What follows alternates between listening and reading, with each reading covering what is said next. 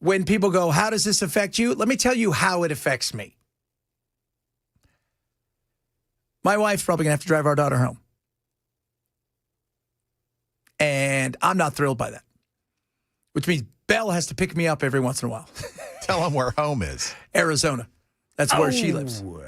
Yeah. That's a long drive. Dude. Well, she hasn't been home in a year, and she needs to see her mom. But my daughter, Finn, she's on the spectrum. And there cannot be, as you know, Belle, and Ken, for our love on the spectrum. Yes, sir. You can't upset anything. No. It needs to be perfect. And they're already telling there's going to be delays. Yeah. There's already telling, and there's, so, yeah. Yeah, dude. I mean, right now there is so much unknown. Yes. And so much that could go wrong for your situation. I don't think you have any other choice, man. No. And that's what she said. And I'm like, once again, fly private. You know what? We thought about that, and then I thought, no, $80,000 to fly her. Woo. Fly private. Did you shop around? Yeah, I went to Amalfi Jets. I'm like, hey, dude, I see you on there all the time. Has anybody got any extra miles or cash that they left in the account they want to give to us so we can fly? is a little much. You could probably get one for about 50, 45, somewhere in there. I think I don't know how much it is. Like, is it $10,000 an hour or something like that? Wow. So, it's a 4-hour flight, so you're probably looking at $45,000. I find that to be insane. Only because you don't have the money. No, I mean, I just find it to be insane. Like, the whole thing is, I get it if you fly all the time and you use it. But I look there and I think $45,000 just to go the same place that another plane's going that you could have got for $1,000. Sitting in first class or business class. And that's to me is the weird thing. Yes, it's nice that you could show up. Well, Belle, it's nice that you show up 5-10 minutes before, just hop on and go. It is. Yeah. So you don't have to deal with all the security and crap and the stupid TSA agents who couldn't find a bomb if it was put in their hands. Well, what's going to be interesting is this weekend, Teterboro, which is one of those little airports out there, New York, whatever, that's where a lot of the private jets are. And one of the things that have been suggested is you start grounding private jets, those are people who are powerful with means. You watch what happens. Yeah. Yeah. When it starts affecting the people that can do something about it. Yes, exactly. So I was like, she's like, and I'm like, well, my God, when are you going to go? So that way you can go. And I don't want to be here on Thanksgiving alone. I mean, I'm not a good cook. You can do it in a pinch, though. Oh, yeah. I mean, I got a crock pot. Yes, sir. Got an air fryer? I do have an air fryer. Hey, there you go. You're set, man. Got a crock pot. But I was like, God, this is what we have to do? Man, the stress, I'm putting myself in your shoes. The stress of what could go wrong just would drive me crazy. And that's just it. Because this is the first time she's flown on her own. Normally she comes out with a friend or two that we know they're hers that are, they're if something goes. They know how to handle it. Yeah, they're not, they know how to handle it. And she came out here this time, and you're right. Because even then, like, she got lost in the airport. And it just made her really nervous and stuff. And my wife had to go, then park the car and go find her. And grandma, and just the stress would be way too much. I'd be like, I couldn't handle that.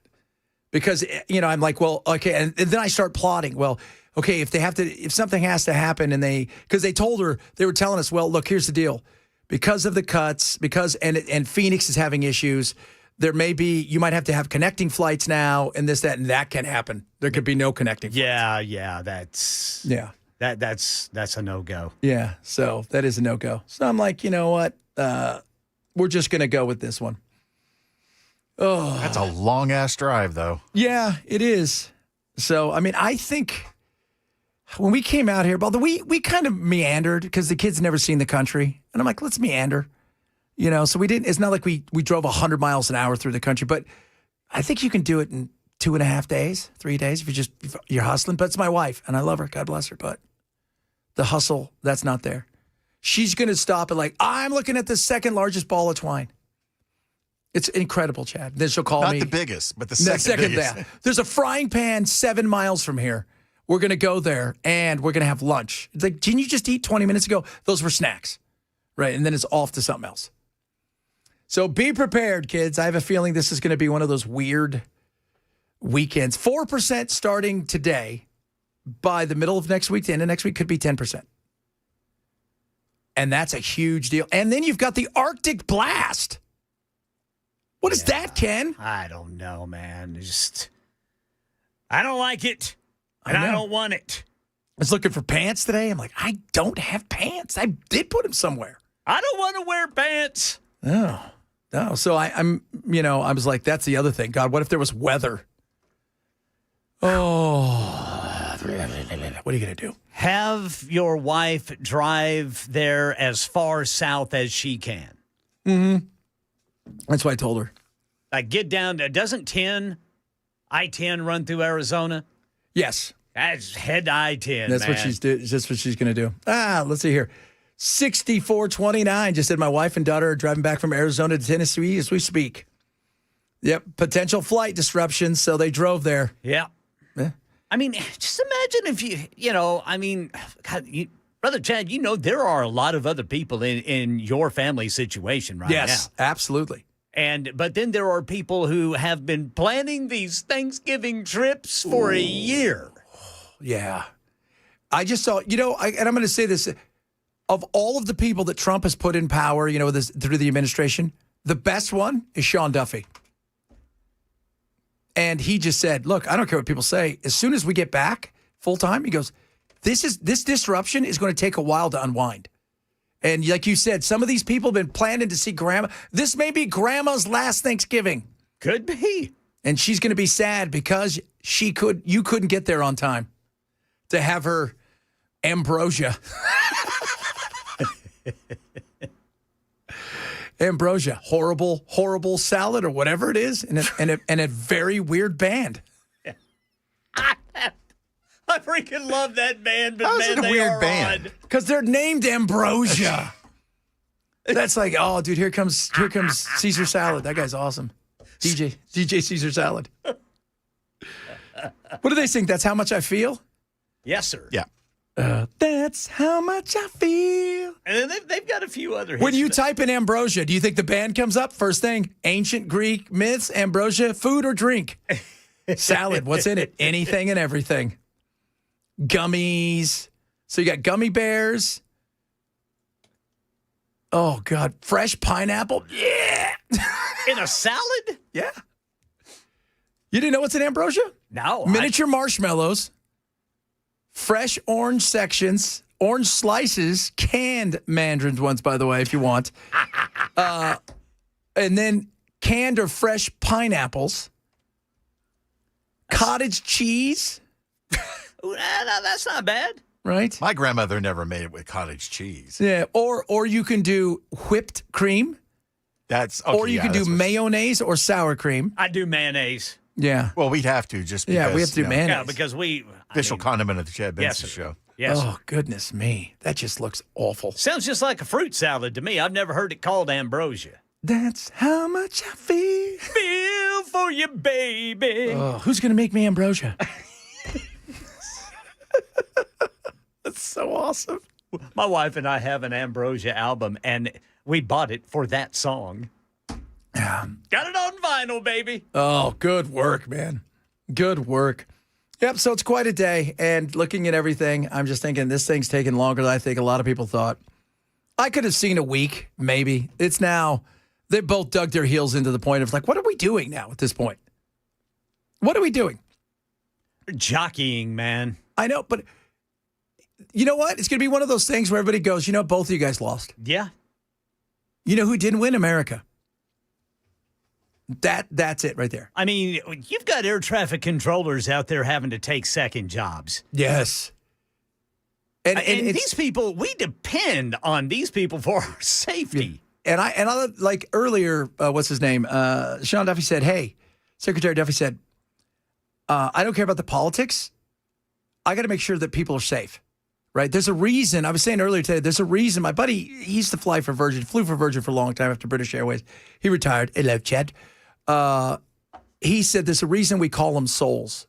There's, you ever hear that? There's 220 souls. Souls. Because it adds a certain, gravitas to the importance of the fact that you're carrying human beings' lives, right? You 33,000 feet in the air. Mm-hmm. And I'm like, yeah, we need our people to be paying attention, not doing, oh, man, I didn't sleep last night because I had to drive pizzas around. Yeah. Yeah. I mean, come on. Get with it, for God's sakes. If you want to fight over whatever, certain things, okay. But when it comes to safety, that should be one of those things we shouldn't be fighting over. That's the number one job of the government. Absolutely. Is safety. Keeping us safe. Freaking-lutely. Good God. See, we should not fight over damn safety. And my wife has to go away for 10 days. Suck. Yeah, that sucks, man. Which means, too, I have to watch damn dogs. Yes.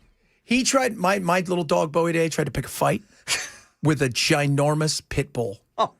There was half pit bull, and its head it looked like one of those Chinese dragons. Its head was so big. Looks like a shark. Yeah, and his body was built, and Bowie's like, let's do this. And normally, it's the gate. You ever see dogs go at each other and then the gate opens and they both stop and they're like, oh, were you kidding? No, man. Yeah, no, man, the other dog never barked once. Bowie was going. I had to pick him up. See, that's Fritz. Yeah. Because he doesn't know. The other dog felt no threat. No, right. I know. I'm like, he's going to kill you. This is going to go poorly. Poorly. Yeah, fortunately, the German Shepherd that Fritz tried that on was a friendly German Shepherd who weighed about 150 pounds and could have just snapped little Fritz in two with one bite. Oh, poor Fritz. That would have been it. That would have been it. And that's whenever I said, Fritz, you're no longer coming to the dog park. You are a little troublemaker. Yes. Yeah. I mean, it was just, I'm like, dude, come on. And then it's like, he's bouncing around. It's like trying to land a fish. The other dog, my other dog just never does anything. He just sits there. Yeah. Because he wants to be carried. That's his goal. His goal is my wife gets one of those baby slings and carries him around. Oh, yeah. Because he just looks at her all day. I just love you. Smart little fella. Yeah, smart little fella. A lot of stuff to get to today. We'll talk some taxes a little bit later. Man, we got to fix the tax issue in Nashville because this is going to become an issue. And if you think, look, I get it. Nobody wants to pay taxes. Everybody wants services. Yeah. It's like, I don't want to pay any taxes. But you can't tax people out of their home. And at the same time, you can't tax people out of your business and expect you to have buses. Because nobody's going to be there. It's like this one business owner who he owns the Peg Leg Porker, I think, downtown. He said these tax increases are going to take away the originality of downtown. Oh, yeah. It's just all going to be corporate. It's it. Because that's the only ones going to be able to afford it. And then what happens is corporate's going to come in here, and you know what they're going to do? They're going to lobby with enough money to get people to fix the tax problem so their taxes will go down after you chase everybody out. And we don't want that. We want the uniqueness. We do. We want the uniqueness. We want to know there's unique stuff. You just don't want to pay your fair share. No, fair share is one thing. But at what point in time do you just say, well, I don't want to do this anymore? I mean, Florida, by the way, everybody's like, people in New York are moving there. You know who's moving out? Floridians. Why? Because the taxes are much bigger in certain areas than people realize, and it's becoming unaffordable. It's paying a fair share is one thing, but it's another thing where you decide randomly, you're worth this, I need this. All right, coming up. Little Finally Friday sounds. And the Supreme Court was mean today about the gays. What is going on with that? We'll talk about that as well. Oh, and a great story from Kentucky, a heartwarming story. Belle, was it a heartwarming story? No, it was a good example of stupidity. Yeah, stupidity. We'll talk about that straight ahead. Chad Benzo, Super Talk at 7.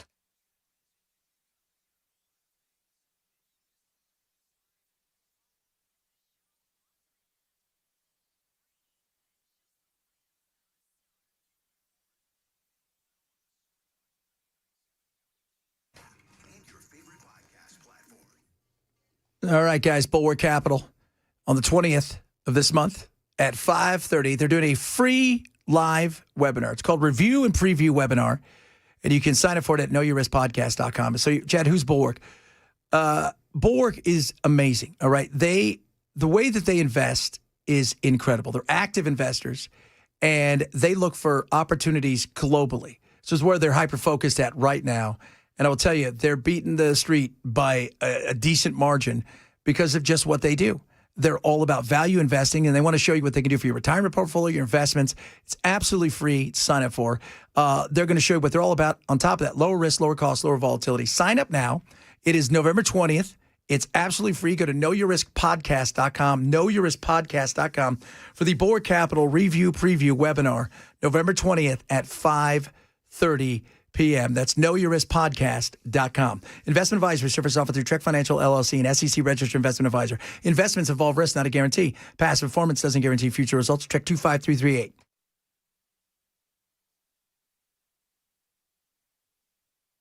Hey dads, want an epic night with your kids? Head to Nissan Stadium for the Nashville All-Pro Dad Experience. On November 7th from 6 to 8:30 p.m., you'll make memories with your family as you run on the field and enjoy bonding activities. Expect fun, laughs, and fatherhood tips from Tennessee Titans long snapper Morgan Cox to help you be a better dad. All for less than a trip through the drive-thru.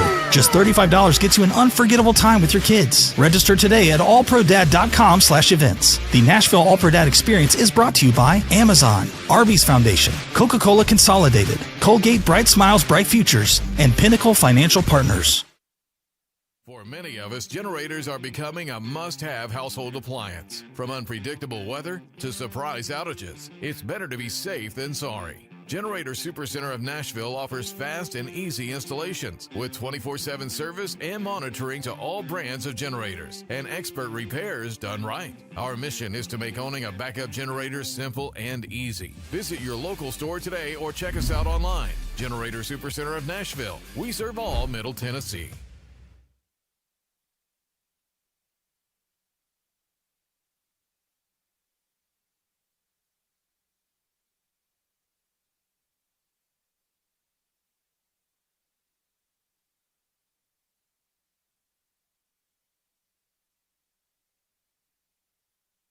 All right, guys.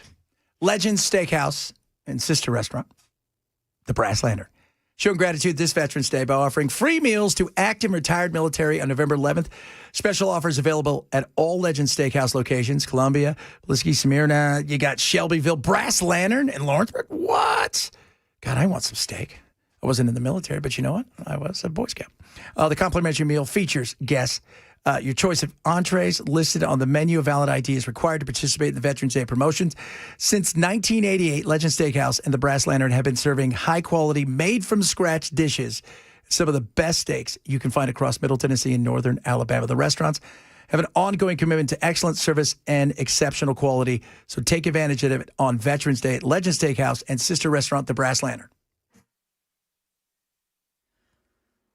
Metro Nashville Health Department confirms the city's first measles case in 20 years. That story and more coming up at 12:30 on Super Talk 99.7 WTN. It is Friday.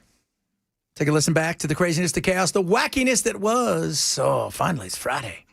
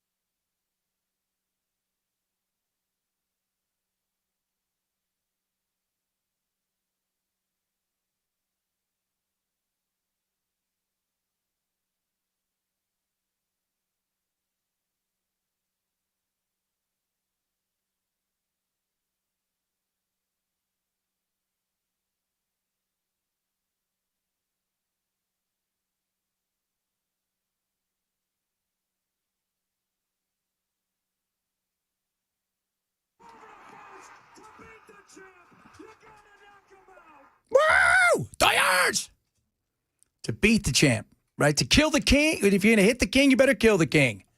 And you didn't do it. Doyers. That whole thing where they're talking about Tucker Carlson, the most anti-Semitic. Oh, that's Randy Fine. He's the one who calls himself the Hebrew Hammer. He is a douche canoe.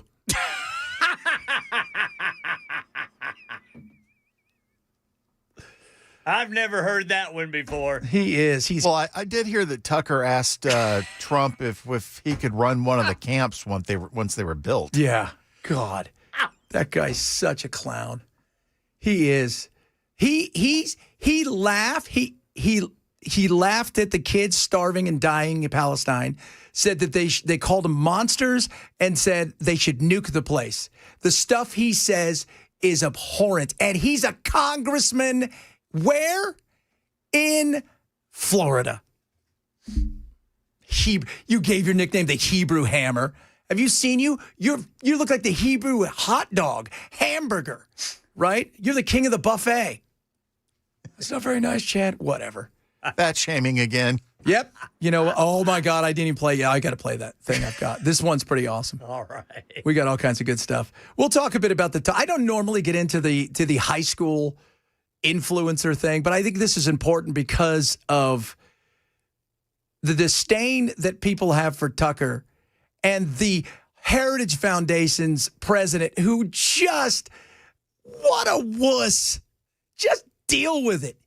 Oh, you made us feel bad. What is going on with the right wingers? What is going on with some of you? I thought you got Mark Levin out there going, we got a deep platform. Don't forget to tag it with you dope. Yeah, you dope. Nah, that's our night guy. If you're missing the show, shame on you. Grab the podcast. It is the Chad Pitt Show. Super Talk 997.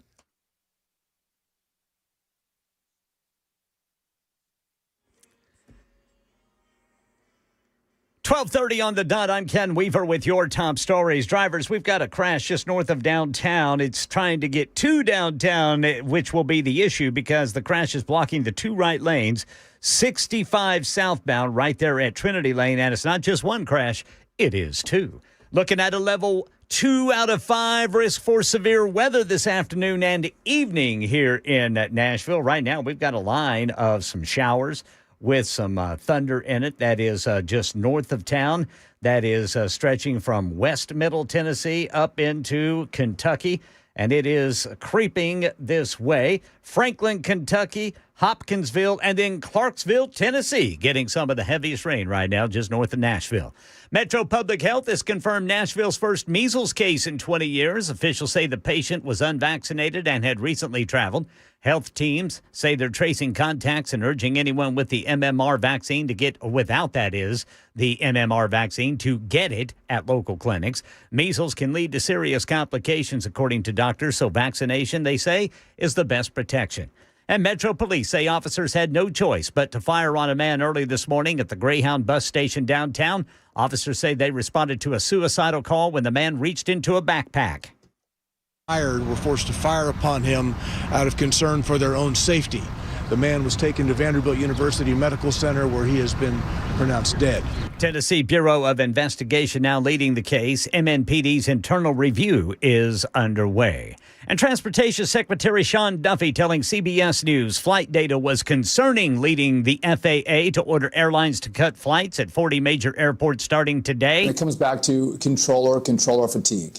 And if I can reduce the capacity because I have reduced controllers, I think that takes pressure out of the system. Nashville, one of those markets impacted by the 10% reduction, and that's the latest news. Weather's next. I'm Ken Weaver, WTN News.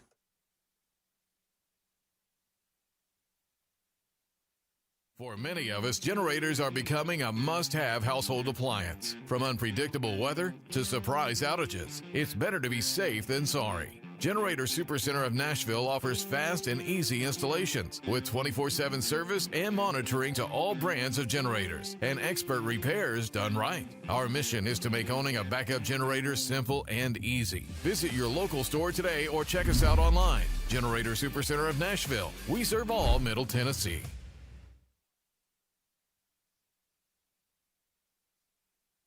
For severe weather at that time as well, with gusty winds, heavy downpours.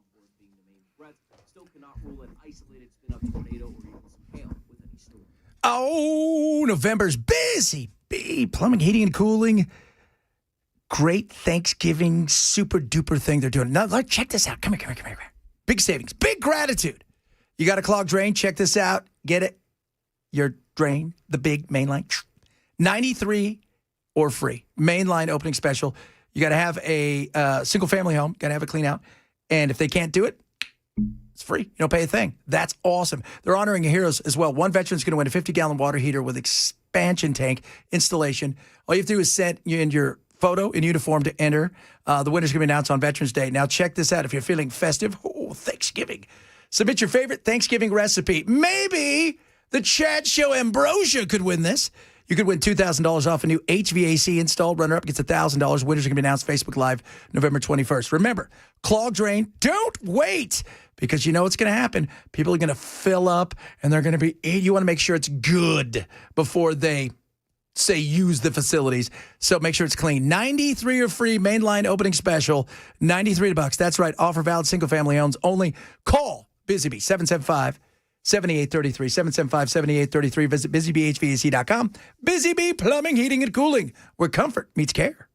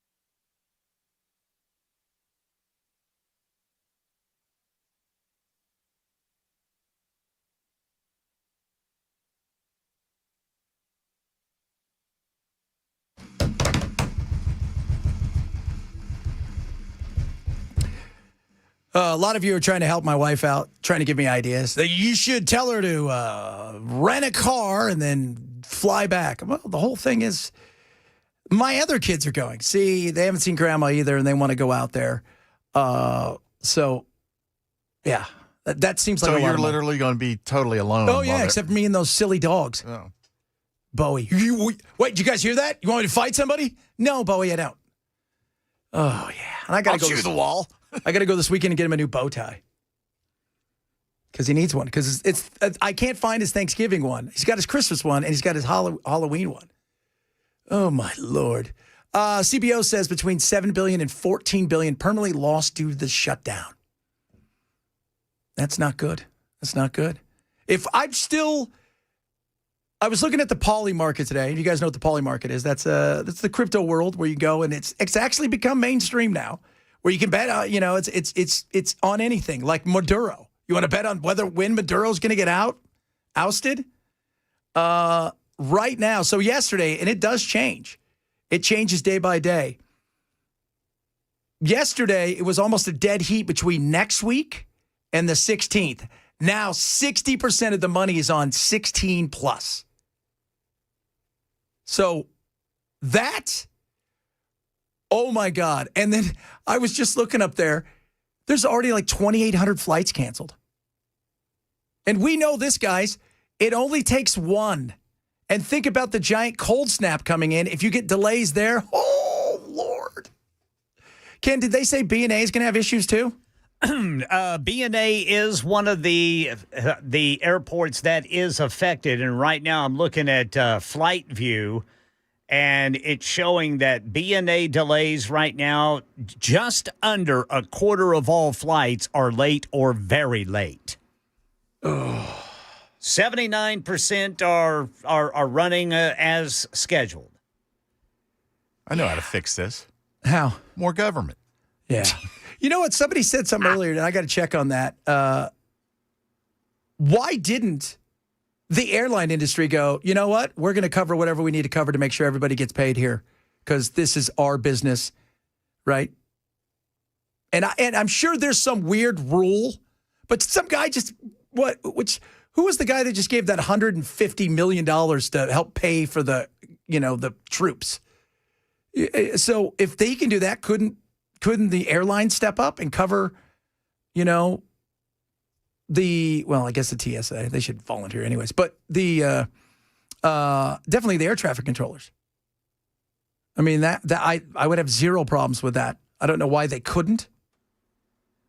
I don't know if but I'm sure there's some bizarre, somebody put something in 50 years ago. Air traffic controllers will never receive a penny outside from any of these companies. Did you see yesterday Pan Am is coming back? Really? Uh-huh. Are they going to make their stewardesses wear those interesting hats? God, they had the outfits, didn't they? I loved them. Yeah, they did. Old school, baby. Old school. Yep. So, I don't know. That's what I heard. I heard Pan Am was going to make some sort of, you know what? Here's the thing about Pan Am. The only thing I remember about Pan Am, and this sounds horrible, is Lockerbie. Because it was laying on the ground and all you saw was the front. Yeah. That's the only With thing the I big remember logo. about Pan Am. We need to bring back Northwest Orient Airlines. Because I'm just a D.B. Cooper fan. The D.B. Cooper. Did you see, speaking of theft, when we talked about the Louvre, what did I tell you? Most people wanted them to get away with it. Did you see what the password was for their security? 1, 2, 3. It was Louvre. Oh, my gosh. Somebody said it like 6 years ago, and nobody changed it. You deserve to be Louvred. My gosh. I'm amazed at this. Sometimes I sit back and I go, how do people get around? Oh, Ken, I thought this was fake. I did. You guys, I want you to listen to this. Well, I'm sure we all have a little bit of love for our friends over there in Kentucky. Yes, sir. I'm not saying they're the smartest state in the land. So I'm not saying that. You're not saying that? Not. Don't want to go on record with it. Well, I'll go on record. There are definitely some morons hanging out up there. Kentucky Secretary of State Michael Adams reminded people on Tuesday, after getting tons of messages, that the polls aren't open because they're not voting on anything, and they can't vote on the New York mayor's race and the Virginia governor race. Send me a link for that. That's going to be my nincompoops in the news. Yes. I'm going to do that right now. That is spectacular. Just don't tell Matt or Brother Jackson. We're getting calls about the polls being closed. They're closed because we don't have elections. And you cannot vote in today in Kentucky for the mayor of New York City or the governor of Virginia. I wouldn't even have done that because I'm like, I don't want people to know my state is special. Oh, I have family there. They were probably some of the people that called. That's just mean. It's true. They were. How come we're not able to vote? Yeah, I don't like that there, communist. That's voter suppression. That's what it is, that commie. That's what it is. And one more quick little voting thing on Tuesday. Did you do the Nevada story yet? No. So in Wabasha County, in this tiny little place, they have like these councils that you can sit on. And one of them, these two guys who are friends ran, they both got 67 votes. So they've both been sitting on, if this was last year, they've both been sitting on the,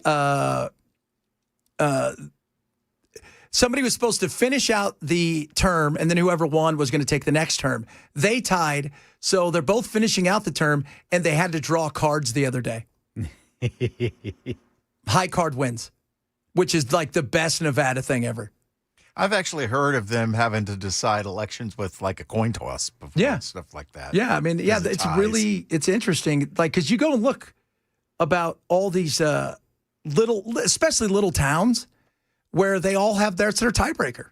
Coin toss, a dice, high card, like pick a number between 1 and 10. That would be funny. So, well done, Nevada. And well done, Kentucky. What do you mean I can't vote on it? Why? Oh, by the way, speaking to that guy, the guy I called earlier, douche canoe, Randy Fine. I can't believe I said that out loud again. Do you know what he said? He goes, I'm getting calls from my constituents here in Florida worried that he's going to do something to them. Tucker? No, Mondani is going to do something. Mondani in New York is going to do something. They feel uncomfortable. Really? He can't even do anything outside of New York City. Yeah. And he's still got to deal with the city council. And they're not going to let him do squat douche. I read today that when he was a councilman, he missed 80% of the votes. Yeah. I mean, it doesn't. And this, Tucker got hammered for this the other day too, or was it yesterday? He stuck up for Mondani over, they're like, he's an anti-Semite.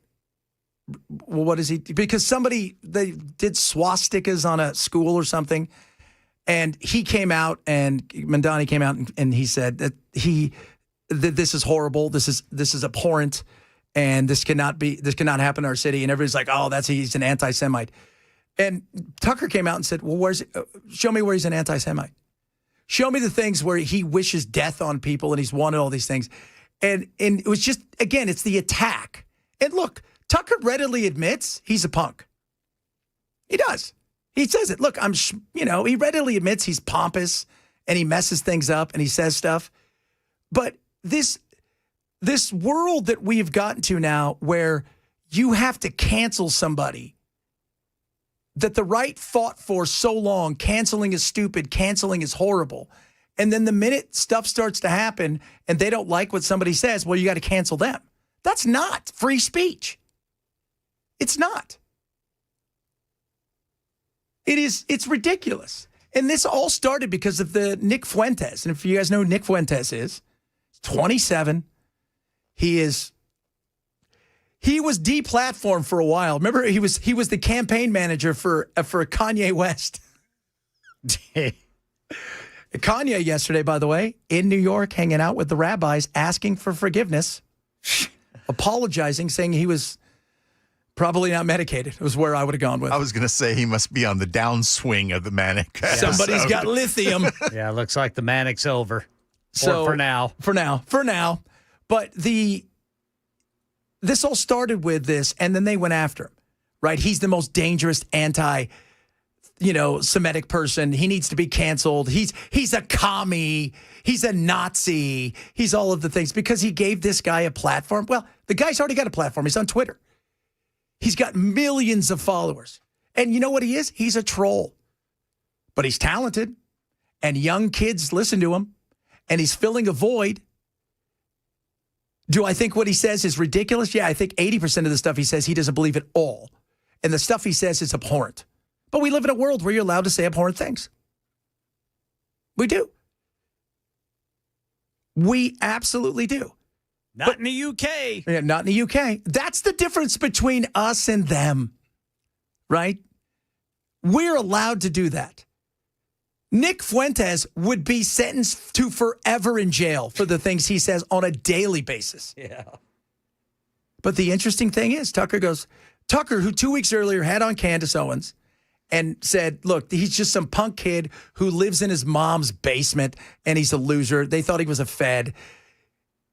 And he brings him on because he goes after him. He goes, well, I'm going to bring him on my show. And he does. And then all of a sudden, the Heritage Foundation comes out and says, oh, it's okay that you had him on. Then this guy's got to apologize. And oh, that was so Kevin Roberts, the guy who runs the Heritage Foundation. What happened to you, bro? What happened? You had to go and apologize to everybody because you believe in free speech? The Heritage Foundation? Free thinkers are what makes us an amazing country. And yeah, you know what? Like I said, I can find things abhorrent. But if Nick Fuentes wanted to have a conversation, I have a conversation with him. I want to know why you feel the way you feel. What happened? What is the root of your disdain? Why do you not like people of color? Why do you, why do you say he's a Holocaust denier? Why do you do those things? What is it about it? I mean, is it real? Are you playing a game? Because at times I feel like you're just trying to get clicks and likes. But the thought that you would interview somebody, give them a platform, is crazy to think, oh, we would never do that. Really? You wouldn't? You wouldn't do that? If you had a chance to interview, Vladimir Putin, well, Tucker did. Well, he wasn't. Well, let me tell you something. Vladimir Putin, that's a different one because you're probably going to die. So I'd stay away from that unless you're going to do it on Zoom. And even then, you'd probably figure out a way to poison you. But what about, we had people who would go interview Osama bin Laden. That, and this was prior to 9/11, but he had done some stuff, and there was a reason he was being interviewed. Hadn't they already bombed the embassy in, was it Kenya? It was Tanzania, Kenya, one of those two. Yeah, he had done some stuff. He had already done some stuff. So this is where we're at, that we can't have free thinkers who push back on a narrative that gets pushed out there over and over again. I mean, come on. We should be able to challenge. Well, and I get it. Let me tell you something. One of the few people on radio is willing to push back on the Israeli government. I didn't say the people. Right? Because we always get said, oh, you burn the bagels. Meh. Geez, Chad, that's not very nice. You're anti-Semitic. Wrong. Again, criticizing a government is not anti-Semitic.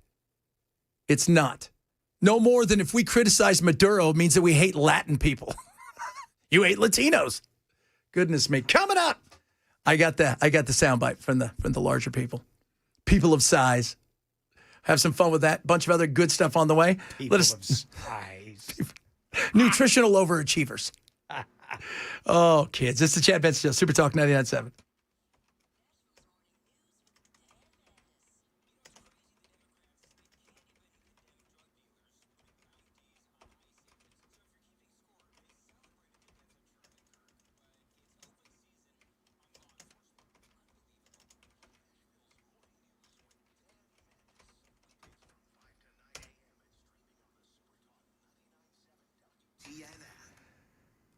Chapter. They're my friends over there. They're going to help you with Medicare.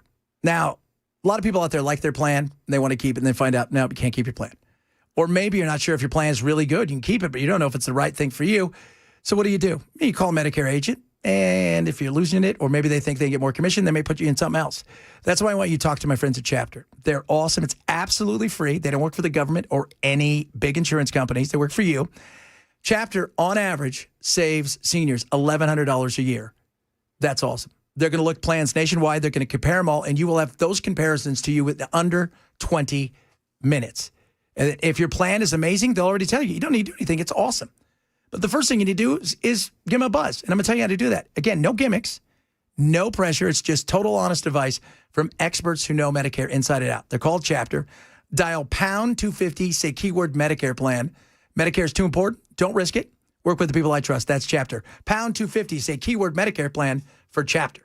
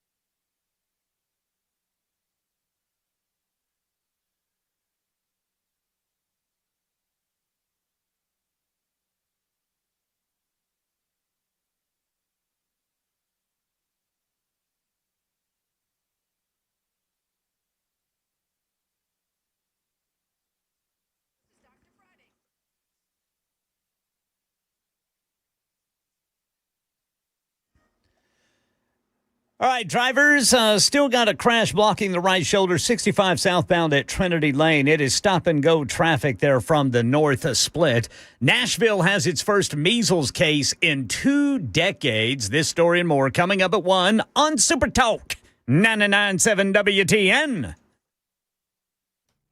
All right, here it is. This is pretty cool. This is larger people, okay? People of size.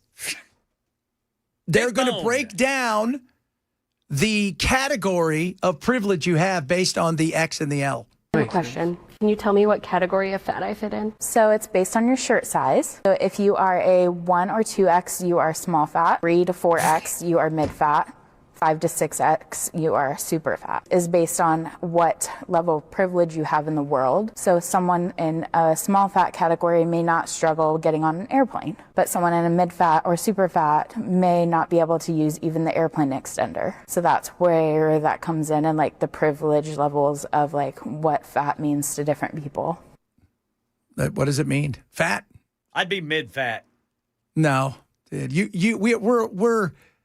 We may be plumpish, like we're a little over. Where these people are, there's 2 of them. It's the least. Yeah, I mean, she was wearing a floral shirt, looked like a garden walked in. The moo was invented for a reason. It was. That's why they called it a moo. Oh. So yeah, because I get it. Some of you out there, you have thyroid problems. It's always my favorite one. I always get one of those text messages. Just the thyroid. Yeah, I have a thyroid problem. Sure you do. I'm sure some people do. My problem is I just like to eat. Yeah, I have a thyroid problem too. It's located in a donut. Just kills me. Oh my God. If I started one of those weight loss companies, the Shot, you know what I call it? Fat off. I walked in today and there were donuts in the kitchen, and you know what I did? What? I didn't eat any of them. Oh, look at that's called willpower. Yeah, it's called not stuffing your face just because you want to. I didn't either. I did not either. I came, woke up this morning, I had 1 piece of toast, and I had I had some chicken fingers for lunch, and that was it. There you go, Brother Chad. And chicken fingers smelled good. They were pretty good. They were pretty good. That sounds good, man. 2X is what level? Yeah, what was 2X? You kind of got privilege, right? Like it's a little bit because you could probably sit in a seat without an extender, and you don't have to buy 2 seats. So there's kind of, that's kind of a little bit of privilege. But you know what's funny? I've been one of those things where if I went and sat down and I couldn't sit in a seat, I'm always amazed that everybody's you need to change everything about this plane rather than go, wow, I need some help. Right? I mean, I need some help. I need some fat off. Yeah, some fat off. Wouldn't it be great? Hey, kids, you want some fat off? Right? I had a doctor's... Your ass so big you got gravity? I actually had a doctor's appointment this morning, and I brought this up to my doctor. Obesity causes so many health issues. Yes. It surprises me that these insurance companies aren't rushing to make these weight loss drugs coverable because, it's going to alleviate so many diseases down the road. Yeah. The amount, and maybe we'll talk a bit of, non-joking next hour, about the actual cost to society that we do not see when it comes to the healthcare cost. It is massive. And I'm not saying that because they're massive. Although that was kind of funny. Hour number 2, straight ahead, Chad Benson Show.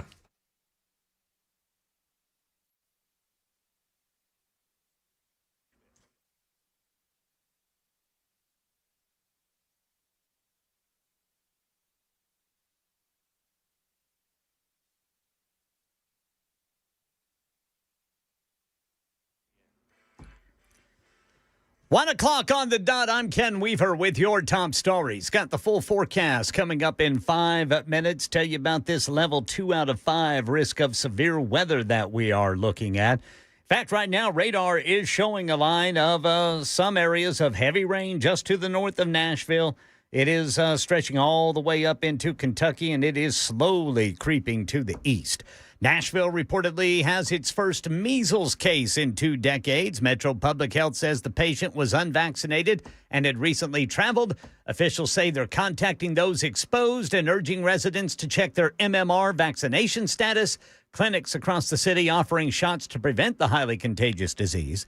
And a man is dead, shot by Metro Nashville police this morning downtown. Metro Nashville police spokesman Don Aaron says officers responded to a call about a suicidal man. As the officers arrived here, they encountered the man in the street. The man, according to witnesses, made references that he had a gun. As the officers talked with him further, he put his hand in a backpack that he was carrying, would not remove his hand from the backpack, and the officers were forced to fire upon him out of concern for their own safety. Yeah, the man pronounced dead at the Vanderbilt University Medical Center, and officers have been placed on desk duty, those involved during the investigation into the shooting. That's routine.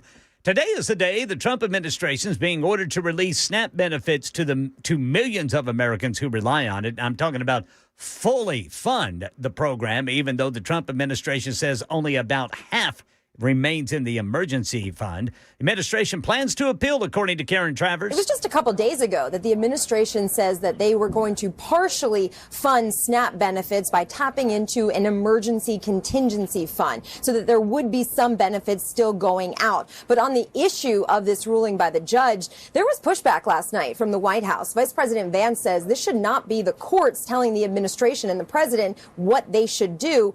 And Nashville among the cities where flights are being reduced and travelers facing more delays and possible cancellations because of it.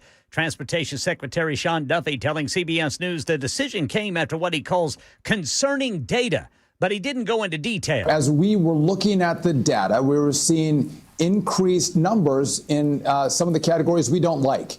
And it's because we have controllers. The same controllers usually show up for work, and the same controllers that don't show up. And so we saw controllers working 6 days a week, 10-hour days. That pressure on the controllers were giving us numbers that were not troubling, but were concerning. And so my job is to be preemptive. Secretary Duffy says those details in the data will be released to the airlines and Congress at a later date.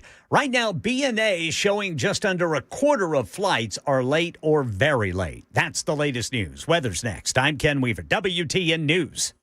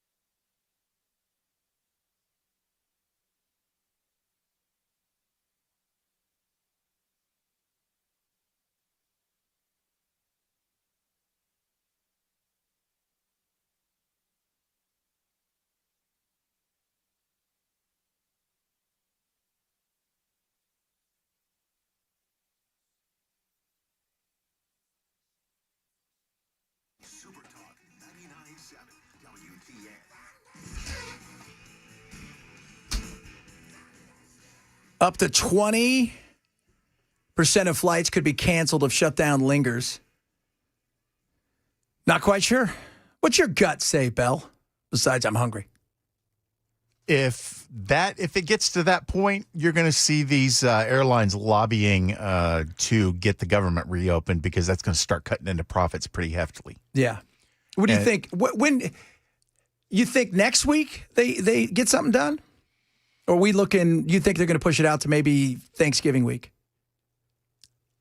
It's so hard to say because these people are such narcissistic psychopaths that you never know which direction the wind's going to blow with them. But I don't want to see people like the air traffic controllers not get checks. No. But, as far as my life goes, the government shutting down has no impact on me. No. I mean, well, it has impact because my wife's going to drive out to Arizona to take her daughters sometime next week. So she's driving out there because my daughter on the spectrum and too much worry. She's already worried. And this was the first time she flew alone coming out here. And now that there's this situation where it was just too much and there was just no way we were not going to do it. Because if you know anybody with, whether it's Asperger's or, they're on a spectrum and, there is a thing that they do, which is, this is my schedule. This is how I do things. This is what I do. And not to deviate from that. And there was just too much when, she talked to the airlines. There was just, the sense was now, they were like, you might be best doing it. So, which is good because we got the ticket, going back, they're going to allow us to transfer it and do whatever else with it. But still, it's annoying.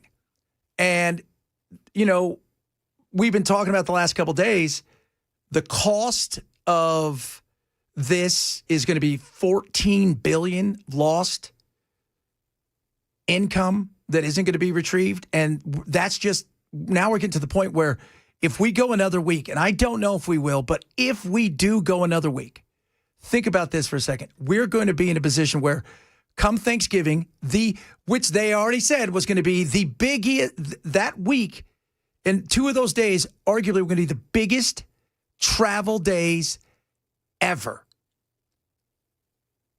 And if people aren't traveling, well, that's not going to be a good thing. That's going to be frustrating because if they're not traveling, what else aren't they doing? They're not spending money. They're not spending money, puts a crimp in our economy, which we don't want because we're already in a position where it feels uncomfortable. We'd be lying, and I won't do that. I won't lie. 7 out of 10 people think life is more expensive. They're holding back. They're not spending as much. And the McDonald's index is another one of those great indexes. You know who's not going to McDonald's? Middle income Americans. You know who he is? Upper middle class. It's like they're bumped down one because they're looking for some value. They are. Last hour, we were talking about, obesity, largeness, people of size. And I said, somebody gets, because isn't it true, man? I could say all kinds of stuff. Like, I don't know who gets madder at me, the people who say that I'm anti-Semitic or the people who are maybe a bit bigger. Big fans of the fork. Yeah. Oh, look what you did. See, that was him. That was Bell. So when you send horrible things to our boss about how mean I am, and by the way, we make fun of ourselves. So if you can't laugh at yourself, my God. But I said, I want to talk about the cost because, as we talk about healthcare and the expense of it, do you realize the cost of this? $261 billion of healthcare cost because of obesity. So we're like 1 out of every, it's $1 trillion. 1 out of every $4 is because of obesity, self-inflicted on ourselves. It cost everybody about $1,800 a year because of obesity. Now, here's the other thing. This is what's crazy. So when you go break this down, Now, that's just the healthcare side of it, right? The economic impact of chronic disease because of obesity is somewhere around $1 trillion. Wow. That is, we could sit here, we could joke and we all those things because, again, these people here who were talking about having privilege because of X or XL, XXXXXL, whatever it is, and they want certain status, right? That's not healthy. And that cost us. Every one of those people who can't walk up a flight of stairs, who, would rather just, make you change your ways and you celebrate them, that cost us money and puts absolute strain on a system that's already strained. Industry, so the industry cost, this is really interesting.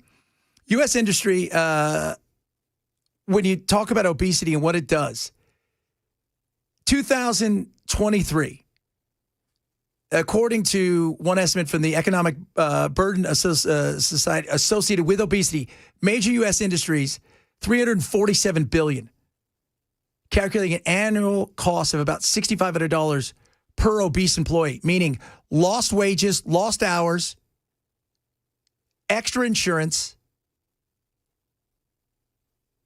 Because it's not just that, somebody, person A, Albert, we'll call him Albert because there was one guy that was big called Albert. And so Albert cost his business that he works for more money because he's unhealthy and because he misses days. And he might be a great guy and he might be a good employee. But that is also loss of productivity. And then it is costing more money for the businesses to insure people that are unhealthy. That's why that's why Obamacare failed, because you need such a large swath of healthy people to cover the unhealthy. A good analogy is it takes one blockbuster to cover, or one blockbuster will cover X amount of movies that just tanked and lost a ton of money. Yeah, exactly. We always joke about the investment world, which is like AI right now. The amount of money they've thrown at AI, you only have to be right once. Have you ever heard that? Mark Cuban's always said that. You only have to be a genius once. A genius once will get you everything you need. But in this situation, it sucks too, because you're also looking at people that are dying prematurely, who are doing it to themselves. And now, again, there are always exceptions. So if you're one, and apparently every exception who's ever had an issue with weight because of the thyroid only listens to my show. Oh, my Lord, just frustrating. Just looking at all of the health issues that is linked to obesity, it is amazing. Yeah. Diabetes. Well, and that is a very costly disease. Yes.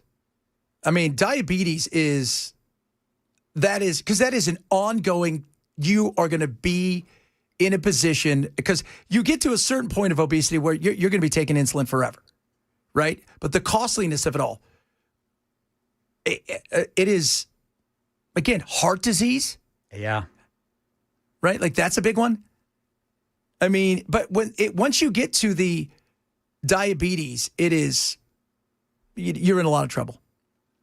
You are. And everybody's pre-diabetes. We know that. But once you get there, look at the cost too. And then go look at how much like dialysis costs and things of that nature.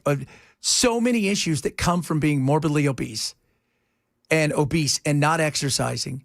And it's not, all kidding aside, the reality is you want to know why we're so expensive. People always say, why do other countries we spend double what everybody else does on healthcare and they get better outcomes? They get better outcomes for the most part because they're healthier. Go to Iceland. There's not a lot of larger folk there. You go to places like Italy. Japan. What? Japan or Italy. You go to Italy, there's always those people that live to be 106. Why? Because they're 83 pounds. And they smoke all day. That's like Japan. Yeah, Japan, no doubt. You got 90-year-olds smoking cigarettes. Yeah, 20 of them a day.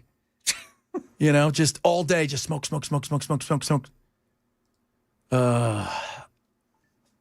So, someone on your station was complaining about President Trump bragging about weight loss drug prices yesterday. No, that's good. I mean, we need the weight loss drugs. We need those. We do. Because I'd rather the taxpayer pay $300 a month for somebody to lose weight, be healthy for themselves and their family. But the win is they're also saving the taxpayers money. Yep. Long term. I mean, it's insane. I read something the other day that 1% of our overall budget is like dialysis. And a vast majority of that is self-inflicted because of, the damage we do to ourselves. 9 out of 10 people with type 2 diabetes are obese. Mm-hmm. Yeah. And God, you think it, and it is, and it's tough, right? Because you become we're a nation that we don't eat well. Junk food is everywhere. We eat out of boredom. We have a non-healthy lifestyle because we push ourselves in ways that a lot of other countries just don't. And we're a convenience nation. I could make myself something healthy, or I could order a pizza. Not even walk to get the pizza. I could order a pizza. Yeah, it just shows up. I mean, it just comes right to your door. Yeah, and You can order anything right to your door now. Yeah, isn't that insane? And so much of the processed food we eat is just complete, absolute garbage. Yeah. That just ruins your system. And it's meant to keep you addicted.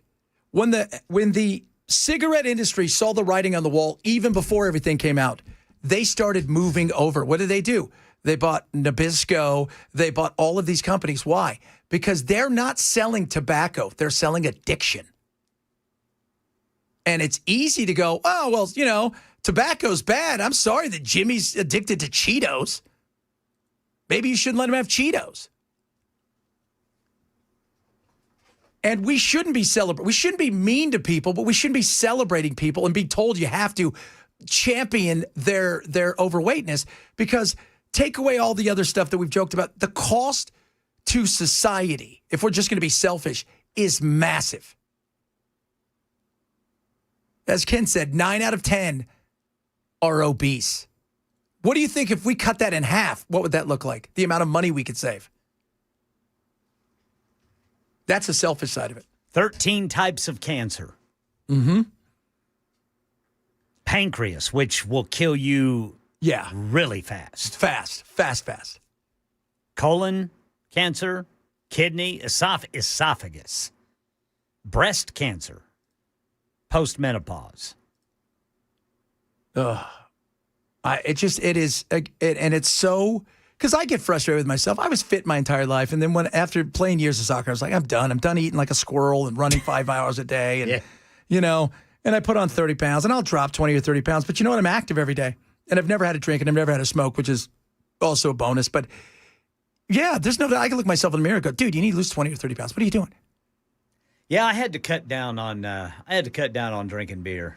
That was keeping me fat. And I love beer. I love beer. Oh, beer! But I had to cut that down. Well, yeah, because those are tons of empty calories. There's a reason that when college football players get unlimited beer, because they want them to put on weight, those big linemen. Man, that beer will do it to you. No doubt about that. All right, coming up, what was SCOTUS doing today? What were they hearing? Talk about that. Bunch of other good stuff on the way. If you're missing the show, as you know, we say shame on you, grab the podcast. It is Chad Benson Show, Super Talk 99.7.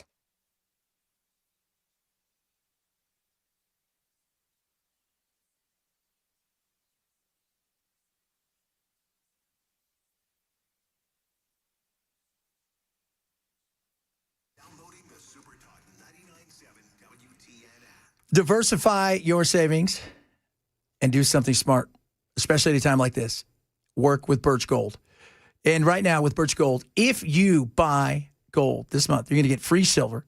For every $5,000 purchased from Birch Gold, you're going to get a free patriotic silver round commemorating the Gadsden American flags. Top of that, they want to talk to you about what they can do and why gold's made such a move and why it's important to diversify as central banks make moves and people are getting away from the dollar. And there's a fear out there there's AI could pop. Why not protect yourself? If you've got an IRA or 401k that's existing, they can move one over into a tax-sheltered IRA in physical gold. And if you're a veteran or active duty military, you'll receive extra benefits, including Birch waiving custodial fees for the first year on investments of any amount. So what are you waiting for? Text the word Benson now to 989898. Get your free information kit from Birch Gold and claim your eligibility for free silver with qualifying purchase, all by the end of the month. Text the word Benson now to 989898 for Birch Gold.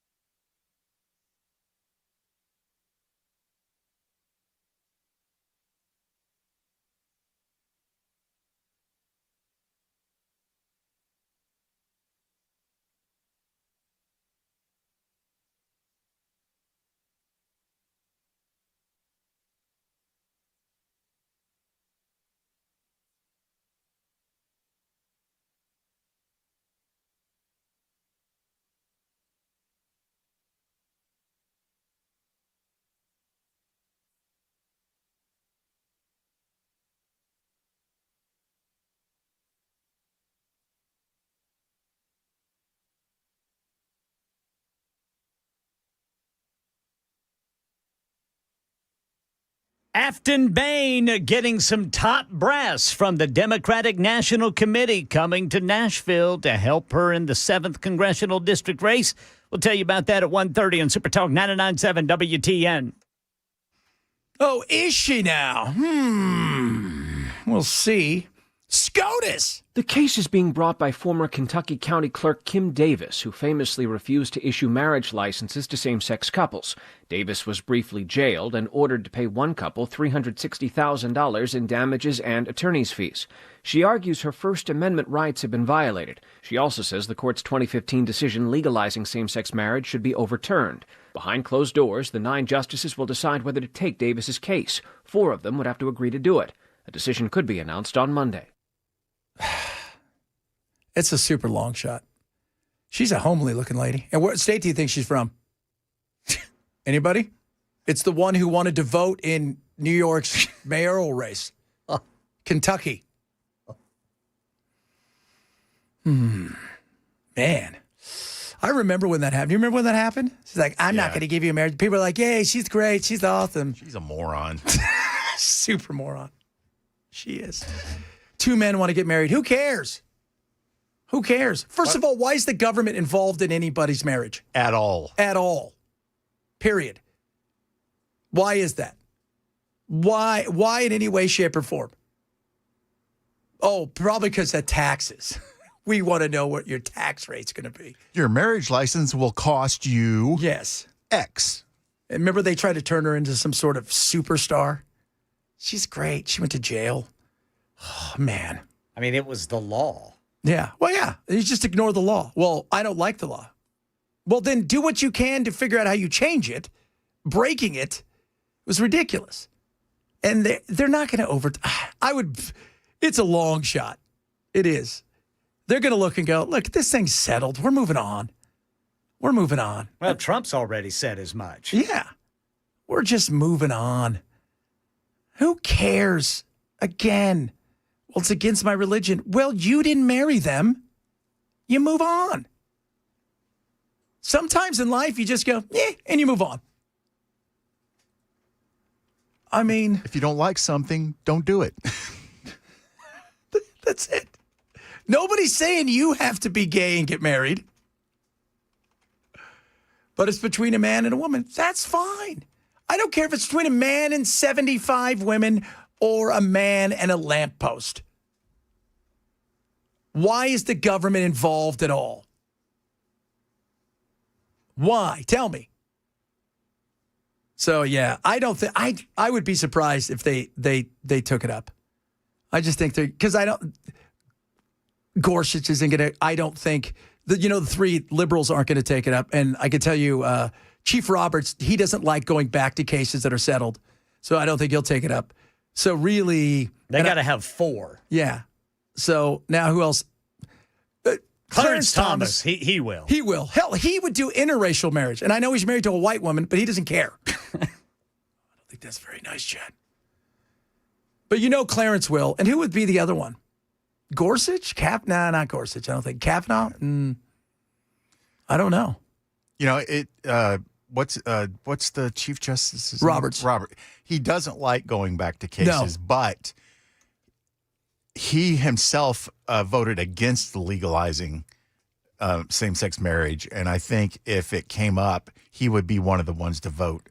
I don't know. I think now that it's settled, I think he would look at it because, he's everything about the way that he views the court is it is supposed to be above reproach. And these cases that have been heard before, it's kind of like there's just something pure. You just leave it unless it's a very rare situation. And even in Roe versus Wade, he was really trying to hammer out a compromise. He didn't want to just overturn it. Yeah. Again, compromise. Even the other day when they were doing the tariff stuff, they were concerned about how America was going to pay all this stuff back. Did you hear them? Just out of curiosity, you guys got a plan if we got to pay it back? Yeah, how much do they have to pay back? Are you ready for this? $750 to $1 trillion. If they pay it back. They can also go, no, we're not going to. Sorry. By law, you can get nothing from us. We've got it set up so you can't come after us like that. What they'll probably do is, here's the issue. They'll probably give this happened before with something else in taxes, and they told everybody you had 180 days for some of these big corporations to get stuff in. Most people, kind of like warranties, they never sent it in. But if they do, they'll probably give them back tax breaks. The issue, though, is what about us who paid for stuff that cost more because of those? We don't get any money back, and tracing that's going to be impossible. So, but if we had to, as of now, somewhere between $750 billion and $1 trillion, which would be, it would completely decimate the coffers. It would. Coming up, who knows what? Got some of your text messages. A lot of you chiming in about what we're just talking about. SCOTUS. What's going on with SCOTUS? More on the government shutdown. Still shut down. Chad Benson Show, Super Talk, 997.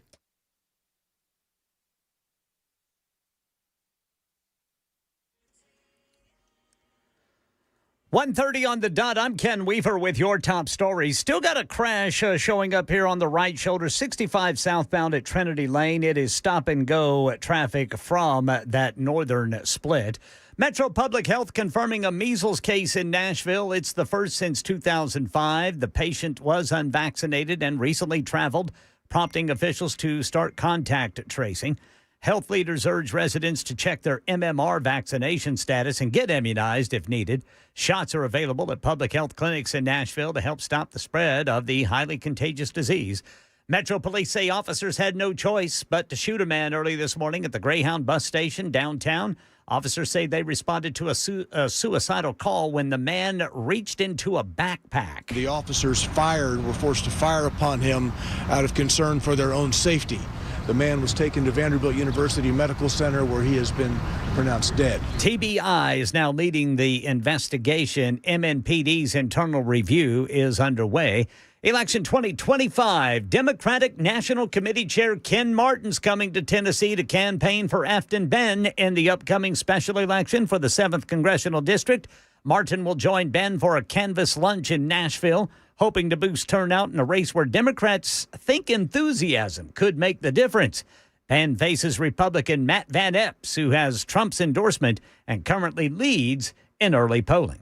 Government shutdown, Trump administration appealing the federal judge's order to fully fund SNAP benefits for this month, even though only about half a month's worth of funding remains in the emergency fund for it. In its appeal to the Boston-based First Circuit Court, the administration says the SNAP shortfall is a crisis that only congressional action can solve. Rhode Island-based federal judge John McConnell has ordered that billions be immediately transferred from a pot of money that funds school meals. But the administration says that order makes a mockery of the separation of powers, and that the judge can't direct the government to, quote, somehow find $4 billion in the metaphorical couch cushions. That's the latest news. Weather's next. I'm Ken Weaver, WTN News.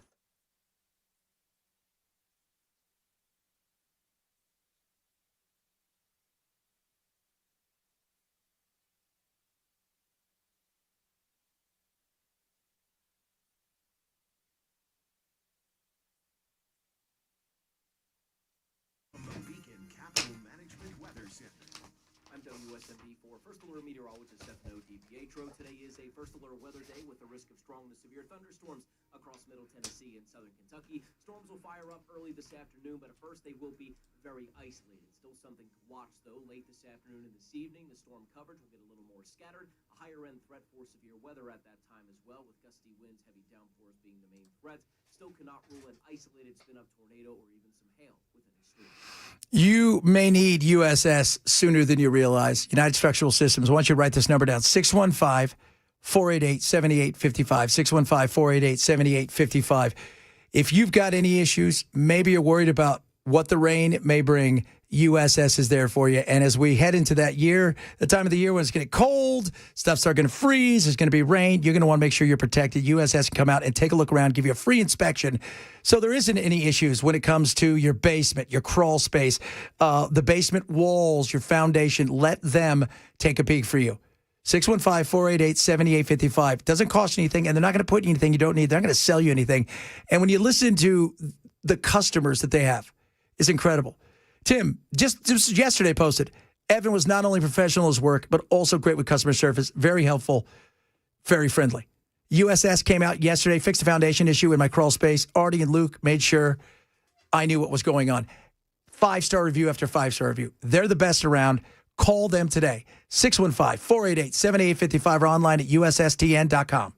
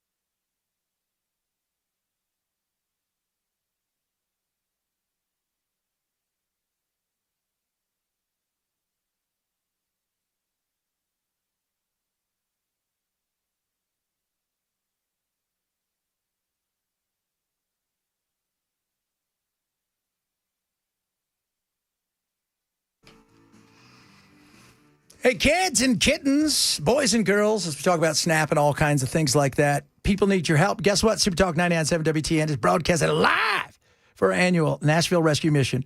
It's more than a meal radiothon. Now, it is presented by Mark Spain Real Estate on Monday, November 24th, 5 a.m. to 7 p.m. Dan Mandis, I know him. He's going to be there. Chris Hand, I've met him. Chad Benson, that guy, fat guy. And Matt Murphy, going to be there as well. Help us meet this is our new goal. Are you ready for this? In the More Than a Meal Challenge? 55,000 meals in 14 hours. Boom! And it's all thanks to you and our great sponsors like, Beacon Capital Management. Yes. Paul Winkler. Yes. Busy Bee. Yep. And so many more. Be a part of it. You want to learn more about what's going on? Visit 997WTN.com or NashvilleRescueMission.org. It's a good thing. Telling you what, it's a good thing.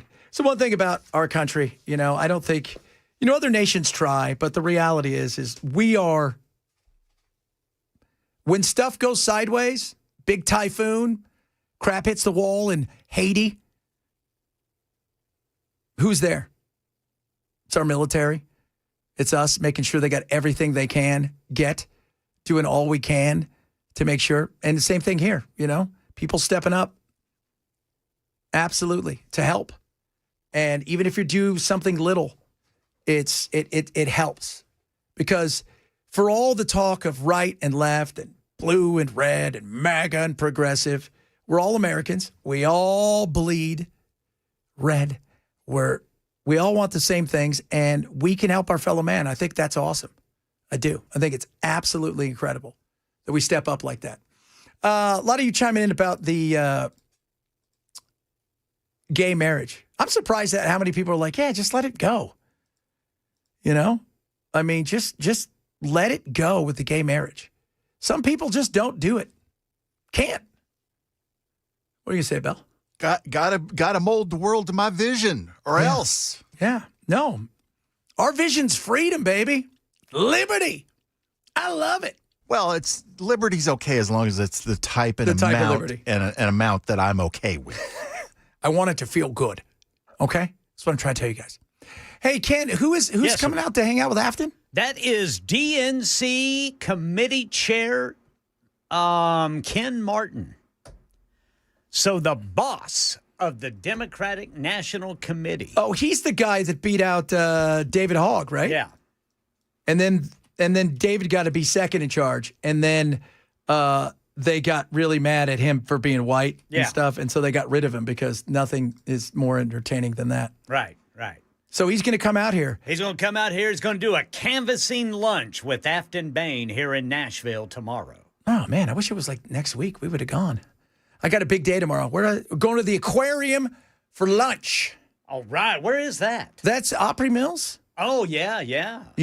And we're going to go take, because I guess it's supposed to be pretty neat, with all the fish. Because it's all these fish tank and you eat there. And my daughter, the one who's got autism, she thinks it's hilarious. She's really excited about this joke for her. So just laugh. She wants to eat fish in front of the fish. That's a little morbid. And then her and I, because we're big sci-fi fans and stuff, we're going to go see the new Predator movie. Yeah, that looks very entertaining. So the new Predator movie, this is from the perspective of the Predator, where the Predator he's not the bad guy in this. The Predator is actually the one, you're going to like him because he's tiny. He's a little fellow. He's a little fellow. He's a runt. And all of the other Predators hate him, including his dad, who said he wished he would have killed him when he was young, apparently. Dang. And he hooks up with a robot played by Elle Fanning. And they kind of, they go and take all these monsters on. So it looks fun. Elle Fanning? Yeah. Interesting. Yeah, Elle Fanning. Of all the Fannings, it's Elle. It's Elle, baby. But it's another planet, right? Yeah, it's another planet. And this one's kind of got, like, prehistoric, like, Godzilla-type creatures. Oh, man, that's going to be cool. And it's got, like, everything. It's like he landed on, Jurassic Park. Okay. And everything's just running around free. Yeah. And you get to find out a backstory about who the Predators are, where they're from. Ah, yeah. And so, yeah. And there's virtually no blood in it. it's only PG-13, but everybody says, no, the killings, because they're monsters, it's just, he's got green blood and stuff. It's just, it's a lot of action. Probably going to make more money with PG-13 rating, too, man. Probably will. It probably will. Because, that is definitely something that kids can really get into. Yeah. Speaking Younger of movies, kids. I sent you guys a picture this morning. Yes. Send the guys a picture like 3 o'clock this morning. You're like, what picture did you send, Chad? Let me tell you what picture I sent. Okay, you guys? You want to be all braggadocious about something? Well, let me tell you something now. I sent a picture of the one and only latest show that I watched from the Hallmark, which was spectacular. Did you send it on a text or was it through our Instagram? I think it was the Insta. group? It's on Insta. It was on the Insta. As the kids On the would say. gram. On the gram. So this one today was called, it's called the Royal Mountain Christmas. Royal Montana. Royal Montana. Christmas. So the Royal Montana, I don't think you guys will recognize. So stop me if you've heard the story before. She's from Veruvia or somewhere. Oh. Right. And she is, her dad has passed away a long time ago, and he was the king. And she, before she takes over to be the queen and handle all the affairs for mom, she wants a trip where she can clear her mind. And so she goes to the place that was her and her dad's favorite when she was little, which is a dude ranch in Montana. Oh, there you go. And there's Dudley or Dudley or Huntley or whatever his name is. All handsome with his jawbone and hat. Jawbone. He's all cheek and jawbone. He's all handsome. Got a big old cowboy hat. Yeah. So he does. He does. Bigger the hat. Woo! And I don't know if you guys are aware of this, but maybe they fall in love. Oh, yeah. Maybe they do. Well, maybe they fall in love, and maybe he finds out she's a princess. That's what happens, man. That Christmas spirit. Mm-hmm. You can't avoid it. You can't. So does the runt predator have a shiny nose? No, he does not. Oh, no. That's pretty good. That is good. Probably not allowed to play in any Predator games? No. No. Cannot play in any of the Predator games. A canvas lunch, says Sally. Isn't canvassing where they walk around? Yeah, so they're doing. They're going to walk around, knock everybody's door, and ask if they have something to eat. Probably going to give everybody a sack lunch. Yeah. I think what they're probably going to do is go, does anybody else want to go walk around outside? Knock on doors? Can you spare a cup of sugar? Yeah. Can you? Do you have any butter? When's the last time? You think about this, because the joke about can you get a cup of sugar? When's the last time you had anybody come over and go, hey, do you have some sugar? I need some sugar. I gotta think. I was a kid because my grandma would go, go next door because you knew who your neighbors were. Right? Go next door to Mrs. Booker. Ask her if you can have some sugar. Oh, yeah. Chad, come on in, right? And you have sugar. Yeah, she'd give you more than that. Oh, yeah, more than that. Nowadays, if you go next door, if you went to your neighbor's house and asked him for a stick of butter, they would call the police. Well, they wouldn't answer the door. Yeah. And call the police. There's a weirdo outside who I think they think they're trick-or-treating and they want butter. I think a couple of years ago, I actually gave our neighbor a couple of eggs. Really? Yeah, they just needed a couple of eggs for something she was baking. And I gladly did. I like that. That's a good thing. I like that. So I think that's going to be, I want to see, I told Belle, let's try to get Mega Matt on, Mega Matt, or whatever his name is, Van Epps on, and we're going to try to get Afton on. We know Afton will come on, but will Mega Matt, because we asked him before, right? Yeah. Yeah. I don't think he ended up, well, no, he was on with Matt, wasn't he? I think Yeah, so. he came on with Matt. But I don't think he went on with anybody else. No, I don't think he did either. And are they having a debate? Do we know? No, so far, no. He was on with Brother Dan Mandis the other morning, and as of then, there was still no planned debates. Got to have a debate. Yeah, really. I think there should be a law. Maybe you guys let us know. Should there be a law that you have to have one debate in the general? Because too many people duck out of them, and I think we should have debates. I think it's clear that we need to, debates are really bizarre because I don't know if maybe it's a town hall. Everybody has to at least do a town hall, a real town hall. What I would like to see is a town hall where, Afton is in a town hall and you've got, 10 or 15 conservatives, libertarians, independents, not Democrats. Ask her some tough questions, right? Yeah, because the Democrats are already going to vote for her. Yeah, and then on the other side, the Democrats and the independents and the people that would progressives, whoever, ask Mega Matt Van Epps some questions, some real questions, and have a conversation. Not making an argument. Have a real let's have a conversation about what I'm going to do, and go from there. I think that would be interesting, more so than. Because I think that debates are kind of odd when you think about it. Because you have 90 seconds to tell me something, and then the other person's going to say something in between. Then you guys are going to argue, and then there'll be a minute for you to reply, and you don't really learn anything. I think that'd be interesting. Oh, a lot of you chiming in about your neighbors. Oh. Also, nobody cooks anymore. That's true. I do. Yeah, I know you do. Well, a crock pot. I love crock potting. Air fry. Oh. Yeah, air frying too, yeah. I got a pressure cooker too. I made some Zatarain's dirty rice the other day in 7 minutes. Oh, dude, you don't want to be braggadocious. Hey, let me ask you about, have you done a turkey yet in your... In my oven? No, your...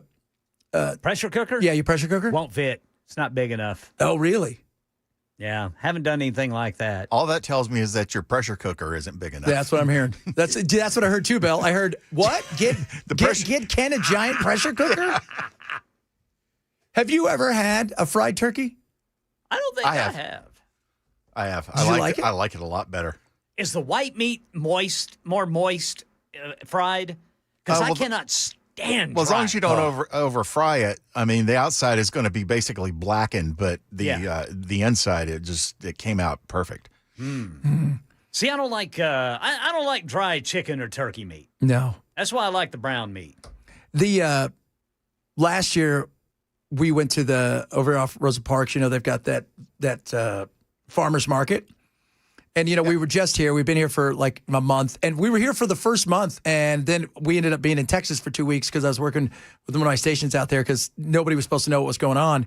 We got back and we like, okay, Thanksgiving's coming. So we went and we went over there. And, they're all farm to table, little farms. And we bought a turkey. And it was expensive. I mean, it was kind of ridiculous. It was the greatest turkey I'd ever tasted in my life. Wow. And the white meat, man, so moist. See, that's what it's got to be, man. Yeah, it's got to be. That's why I said dark meat is a lot better than white. So, got to be the. I mean, I just think it's because you're right. Because here's the thing with turkey. That's why, turkey sandwiches are great the next day because you can put mayonnaise on it, which hides the stuff. And by the way, bingo. At night, when I sit down with my food, my wife always laughs at me. I sit down, and you're thinking, oh, Chad's got his turkeys ready to cut it. Nope, big, giant turkey sandwich with all the fixings around it. Yeah. That's how I do it, baby. And it's got to be Wonder Bread. You hand me wheat bread, you need to leave. Wheat bread. All right. More on the way. Straight ahead. Chad Benster, Super Talk 997.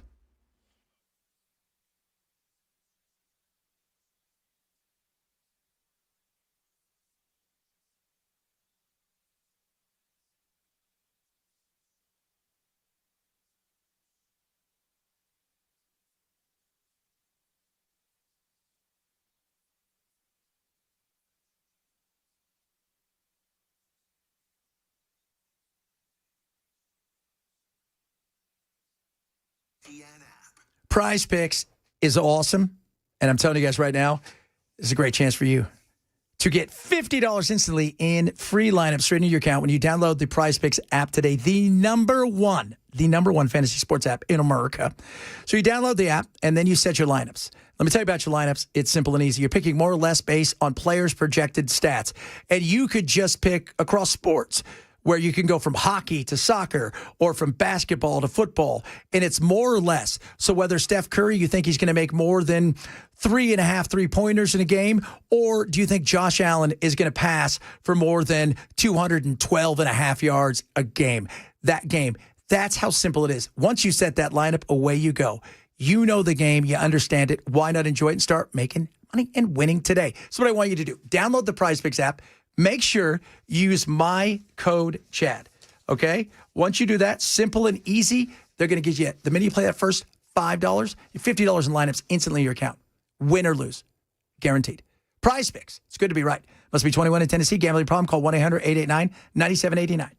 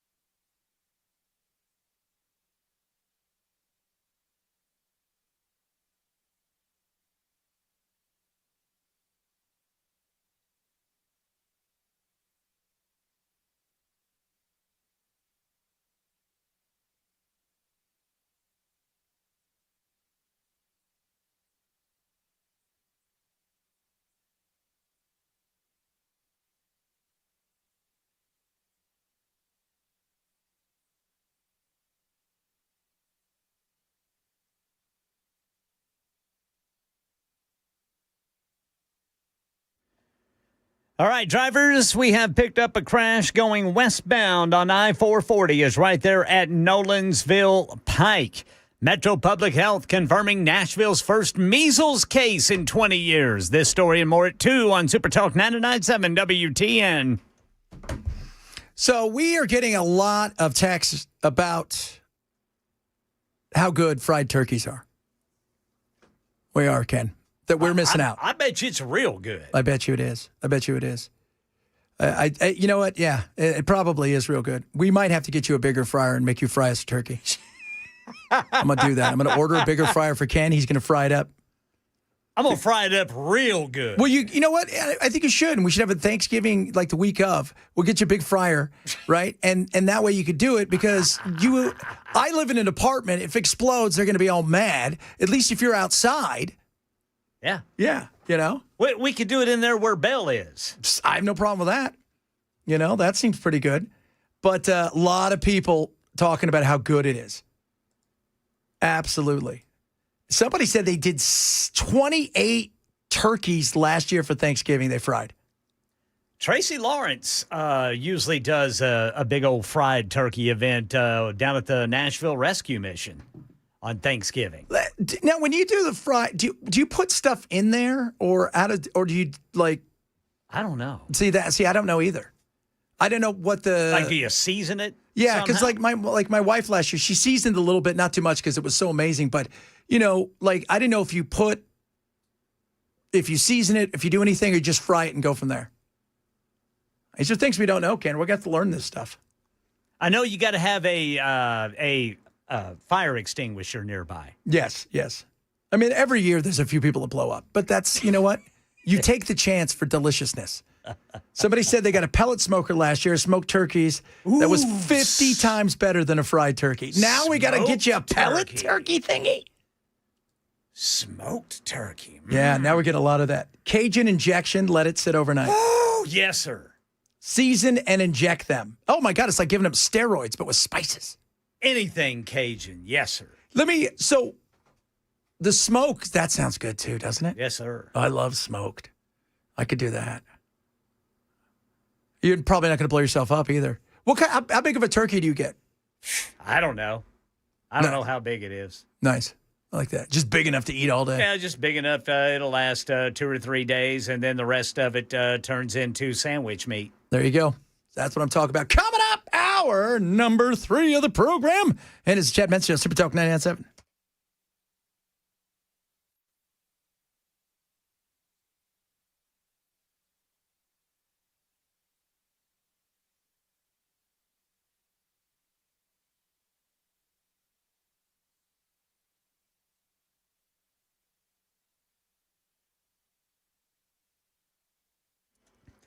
Two o'clock on the dot. I'm Ken Weaver with your top stories. We are still tracking the potential for severe weather here in Middle Tennessee. Starting now until about 10 o'clock tonight, there is a level 2 out of 5 risk that some storms could develop. And if they do, they could go severe with all the things possible only on the low end. We'll keep an eye on it for you. Full forecast in 5 minutes. Metro Public Health confirming Nashville's first measles case since 2005. Officials say the patient was unvaccinated and had recently traveled. Health teams are tracing contacts and urging anyone without the vaccine to get immunized at local clinics. Measles can cause severe complications, I should say, including death. Health officials say vaccination is the best protection. 2 Metro Nashville police officers shot and killed a man outside the Greyhound bus station downtown. Police spokesman Don Aaron says the man claimed to be suicidal and then reached into his backpack. Police fired on him out of concern for their safety. The man was taken to Vanderbilt University Medical Center where he has been pronounced dead. The footage, the body-worn camera footage, will be released later today. And TBI has taken over the investigation. Election 2025, the Democratic Party making a push in the long Republican-dominated 7th Congressional District of Tennessee. DNC Chair Ken Martin's going to campaign for Afton Bain in the special election to fill the seat Mark Green retired from. Martin will join Ben for a Nashville Canvas event tomorrow as Democrats hope enthusiasm can narrow the gap against Republican Matt Van Epps, who has President Trump's backing and a lead in early polling. And the Trump administration is appealing the federal judge's order that it fully fund SNAP benefits this month, even though it will take just 5 more Democrats to vote to reopen the federal government fully. Vice President J.D. Vance had this to say. It's an absurd ruling because you have a federal judge effectively telling us what we have to do in the midst of a Democrat government shutdown. which what we'd like to do is for the Democrats to open up the government. Of course, then we can fund SNAP, and we can also do a lot of other good things for the American people. Meanwhile, Senate Democrats expected to block a new Republican plan to end the government shutdown now in its 38th day. The GOP proposal would reopen the government temporarily and fund key programs, but it leaves out Democrats' demand to extend Affordable Care Act subsidies. OpenAI is now facing 7 lawsuits in San Francisco, claiming its ChatGPT drove people to delusions and even suicide. Here's ABC's Sherry Preston. The lawsuits were filed on behalf of 6 adults and 1 teenager, a 17-year-old who asked the AI tool about the most effective way to tie a noose and how long he would be able to live without breathing. The plaintiffs claim that OpenAI released ChatGPT-4 even though it had been warned by those within the company that the chatbot was psychologically, dangerously manipulative to users. The Social Media Victims Law Center and the Tech Justice Law Project filed the suits, alleging wrongful death, assisted suicide, involuntary manslaughter, and negligence. Sherry Preston, ABC News. Remember, if you or anyone you know is experiencing mental health trouble or thoughts of suicide, call or text the National Health Lifeline at 988. That's the latest news. Weather's next. I'm Ken Weaver, WTN News.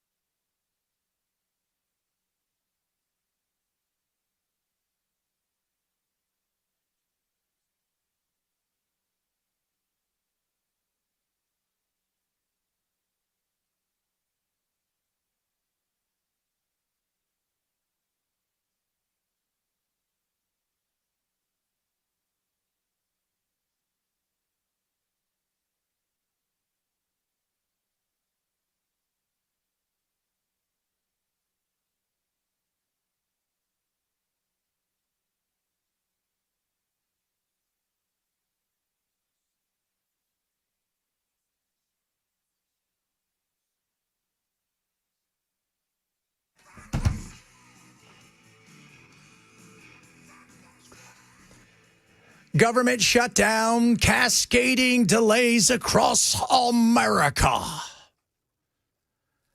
Duffy says, if we keep going the way we're going, we're going to see 20% cancellation of flights sooner rather than later. I think this weekend, while it's starting at 4% because of the weather and because of the domino effect, I wouldn't be surprised if that gets up much higher. And they're already talking about how many delays. There are almost 3,400 delays, according to FlightAware. 1,000 cancellations. Let's go to the misery index, which is very interesting, right? That they have a misery index. And it's the live map about what's going on.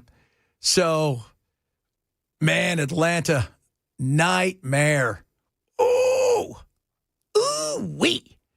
Houston, right? Dallas, Orlando, all nightmares right now. So this is just the beginning, people. This is just the beginning.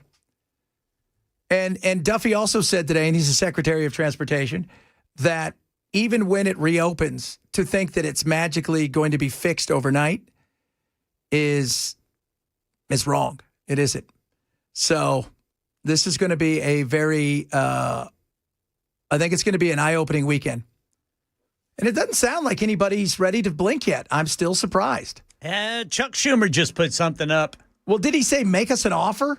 He is offering a deal to end the government shutdown that includes a short-term bill that would reopen federal agencies and a 1-year extension of Affordable Care Act premium tax credits.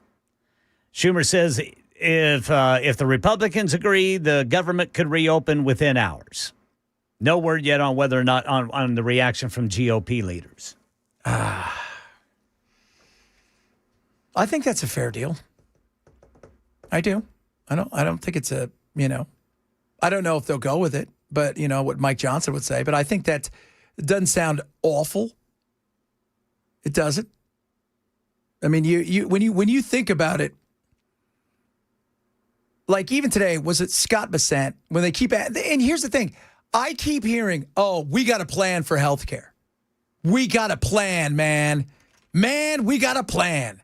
And then they go, "What's your plan?" Can't tell you. No offense, dude. I don't believe you. Right? I don't trust that you have a plan. And I was watching, what was his name? He was one of the authors. Last name's Buck. He was one of the authors of the 2017, skinny bill that basically almost saw Obamacare go away. And he said, we didn't have any real plan after that, though. Our plan was to make Obamacare go away. There was nothing. He goes, look, and he's a Republican, and he still works on a lot of these things, especially for healthcare. He said, we're great at the stuff when it comes to taxes. Well, cutting taxes. Not spending, you're really good at, too. By the way, both sides are really good at that. And he goes, we're great at, in the foreign side of things, the Republicans are great at. He goes, we are bad at healthcare. Well, you can't be bad at healthcare. The cost of healthcare is going to take a giant chunk out of everybody. Dude, if I'm the Republicans, take the win. And it sounds weird to say, well, they're going to be spending money and, you take the win, because if indeed you decide to fight this longer and then they cave, you're going to be stuck with the healthcare side of it. And I don't think you have a plan. I don't. Your plan is the same thing you say every time. We're going to open up competition. What does that mean? We're going to cut waste, fraud, and abuse. Okay, what does that mean? Are you not trying to do that now? What's your plan? I think if you had a solid plan, more people get behind you in that. That was the big thing, too. So many people wanted to repeal Obamacare because it wasn't all the things you thought. And then what happened? The closer it got, the more that people realized that the Republicans, while they didn't like Obamacare, they didn't trust that there was another plan coming. I would love to see no plan in a way where federal government gets out of the way with all this insane rules and regulations that are just so over the top, where we could get back to becoming, buying cheap plans for catastrophic and being able to handle it cash-wise other ways. But the reality is they're too entrenched. And go and look at who number 2 or 3 is on the donation side of things when it comes to government. Oh, is it healthcare? So do you think they're giving up the ghost anytime soon? No, I do not think that's going to happen at all. The other thing is it's about the economy, stupid. 7 out of 10 Americans feel the economy is more expensive. More expensive. And I debated this last night with a couple people about whether or not it's more expensive. yes, where you live plays a role in some of that expense. But out of the 6 major food categories, from last year to this year, it's up. And the egg side of things, well, eggs were expensive because of a massive bird flu. Look, Biden's a lot of things, but I couldn't blame him for that. So, that's the other side of this. You're heading into Christmas, money time for a lot of these businesses. You don't want to slow down. You want to energize. You want to see hiring coming up. Normally this time of year, Ken, aren't you doing stories about Target's hiring 10,000 and Walmart's hiring 4? I haven't heard any of those stories. Yeah, I have not heard. I don't recall any of those stories. And maybe that changes after Thanksgiving. We don't know. Yeah, but normally you get that, so-and-so is going to be adding 25,000 seasonal jobs that will turn into 15,000 permanent jobs. Well, especially now that really the holiday shopping season pretty much starts in September. Yeah. These days. It does. It seems, anyway. It absolutely does. You're absolutely right. It starts because you'll see something in September, so-and-so would like that, and you grab it. Or that's on sale. I wanted to get them that for Christmas. That's it. And people are spreading it out. But then it's going to get serious, really, because I'm already cutting commercials for Christmas stuff. For my, for people and for my clients I work with. I'm already cutting those things. So it's here. It's here, my dear. I know what you'll be given a lot of. What? Raisins.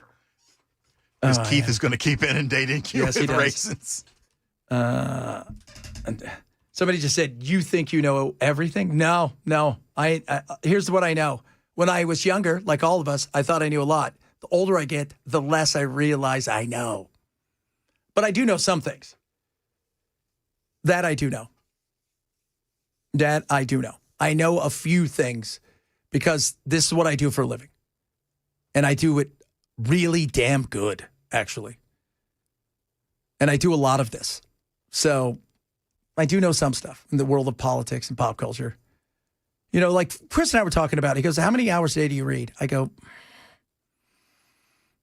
5 to 7. I'll go through a couple hundred articles a day sometimes.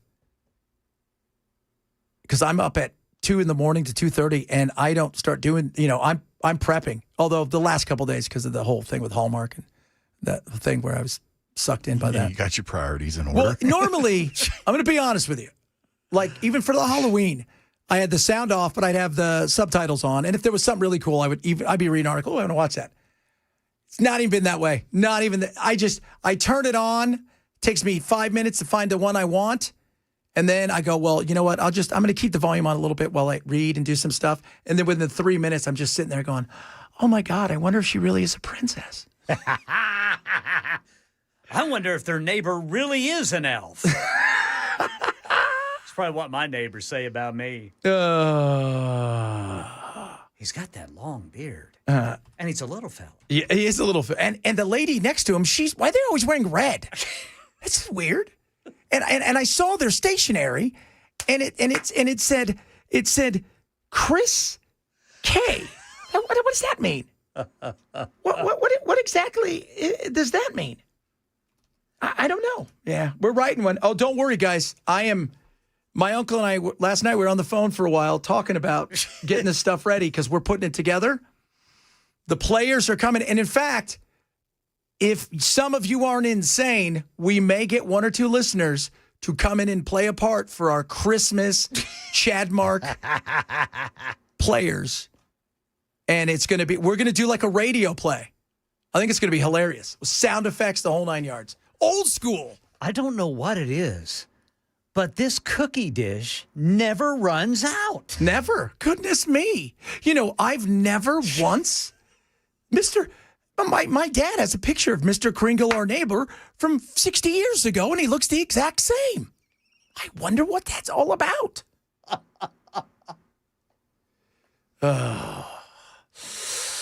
Oh, my Lord. Oh, my Lord. Let's see here. When I see Ken, I urge him to... Oh, my gosh. This is hilarious. What? Sandra, when I see Ken, I have an urge to put him in the garden.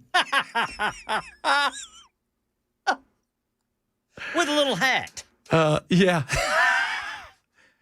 Like a Keebler, little Keebler elf. Dude, this is the time of year, man, whenever I'm like at the grocery store or something like that, little kids, they just, I mean, they just stare at me.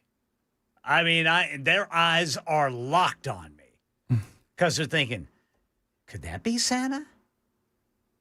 So, yeah. And they wonder until you go, get away from me, kid. Yeah. You're bothering me. Oh, yes. Yeah. Oh, yes, you little tyke. Leave me alone. Yeah, they say the same thing about me. Then they see my tats, and they're like, Mom, what's wrong with Santa Claus? She's like, he's joined a gang, okay? Get away from me, boy. You bother me. You bother me. Oh, yeah. This is, again, the shutdown is the anywhere between 6 and 14 billion, depending on how longer we go.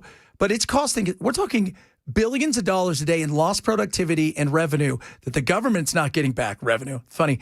And that's coming out of our society that's not going back into it, which is causing us to potentially hit a slowdown. And I'm interested in the job market as well. Not talked about yesterday was the job numbers over. First of all, we didn't get any job numbers. Normally, this is the day we'd get job numbers. But the amount of jobs lost year to year, that was big. And AI's playing that role. AI's playing that role in a much bigger way coming, too. You've got me wondering about the holiday hiring now. I've got to look that up because it does seem like in November we start getting those stories. Yeah, I'm right. I mean, and even the ones that we got, like the ones, holiday hiring, I've not seen anything.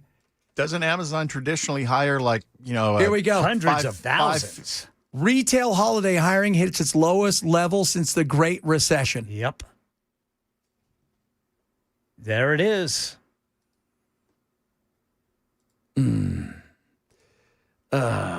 I'm seeing CNBC says retailers are expected to hire 265,000 to 365,000 seasonal workers, but that's down sharply from normally 442,000. That's interesting. That's not good. Challenger Gray and Christmas forecasts under 500,000 seasonal positions overall, an 8% decline from 2024. And like you just said, the smallest gain in 16 years. Yeah, and then the job loss yesterday, they announced. Because we hear about the hiring, but the cutting is important too, because you want the net side of it. Yesterday, the October report, the lowest in 16 years. Get this. Searches for holiday jobs are up 27% year over year, but postings only grew 2.7%. Ooh. That is crazy, dude. And what was that McDonald's economic story the other day that was out? So the McDonald's, again, these are all little things you look at, but the lower earning level, right? Poverty level and just above middle class, not going to McDonald's, upper middle class going more to McDonald's than ever before, which tends to be, if you go back and you look at patterns, tends to be people are tightening their belt kind of thing. Not that we don't love McDonald's, because we all do, but that's another one of those things where you start looking at certain patterns and you go, okay, I can see some uncomfortableness here. So, all right, coming up. More good stuff on the way. Got some of your text messages. Bunch of stuff out there. We're going to talk a little bit later about something I normally don't talk about. Normally I don't talk about stuff like this because I feel it's childish, but I think it needs to be addressed. So we'll do that as well. Some Finally Friday sounds straight ahead. Chad Benson Show, Super Talk 99.7.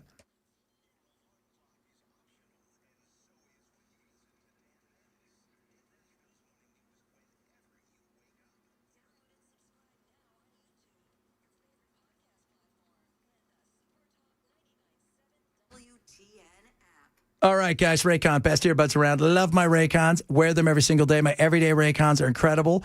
My classics, I'm wearing those a lot. No stems, no wires. 8 hours of talk time, 32 hours of battery life.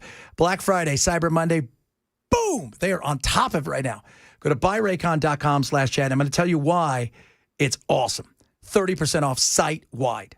that includes their chargers, which charge so fast. Their headphones, because not everybody likes earbuds, right? Some people just like headphones, gaming phones, all these kind of things. They've got them for you. But with these earbuds, 8 hours of talk time, 32 hours of battery life, active noise cancellation, numerous different modes you can go into, whether you want more bass or you want, isolation mode or active noise cancellation, and multi-connectivity so you can connect to 2 devices at once. 30% off. Start winning the holidays and do it now. Save by going to buyraycon.com/chat. Buyraycon.com/chat.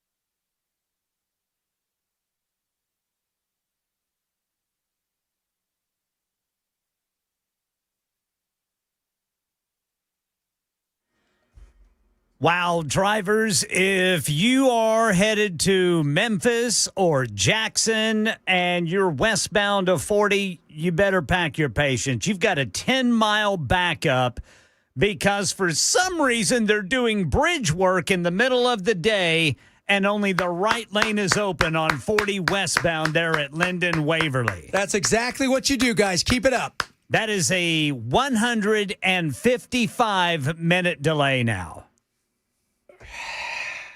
And Senate Minority Leader Chuck Schumer just offered a deal to end the government shutdown. We'll tell you about that at 2:30 on Super Talk 99.7 WTN. Yep, he called them and he said, look, I'll trade you 3 first-round picks. We'll give you AOC. For last year's election results. Tell us what you think. We'll give you AOC. You give us Thomas Massey. No, we like him. Hey, congratulations, Thomas. Just got married. Yeah, congratulations, Mr. Massey. She's a little nice on the eyes. That's all we're going to say there. Oh, AOC got married. No, Thomas Massey. Oh, okay. Yeah. Oh, AOC is married, isn't she? No, she's no. She's living in sin. You haven't popped the question yet. That popping the question would require her to respond, which means she would be talking. She has responded. Which is when I have a problem with her. She has responded, and she has said, "Sir, you cannot come within 100 feet of me, or you're breaking the rule, the law that we've set for bells. No bells." Speaking of bells, it's Friday. Let's have some fun. New York, tonight you have delivered.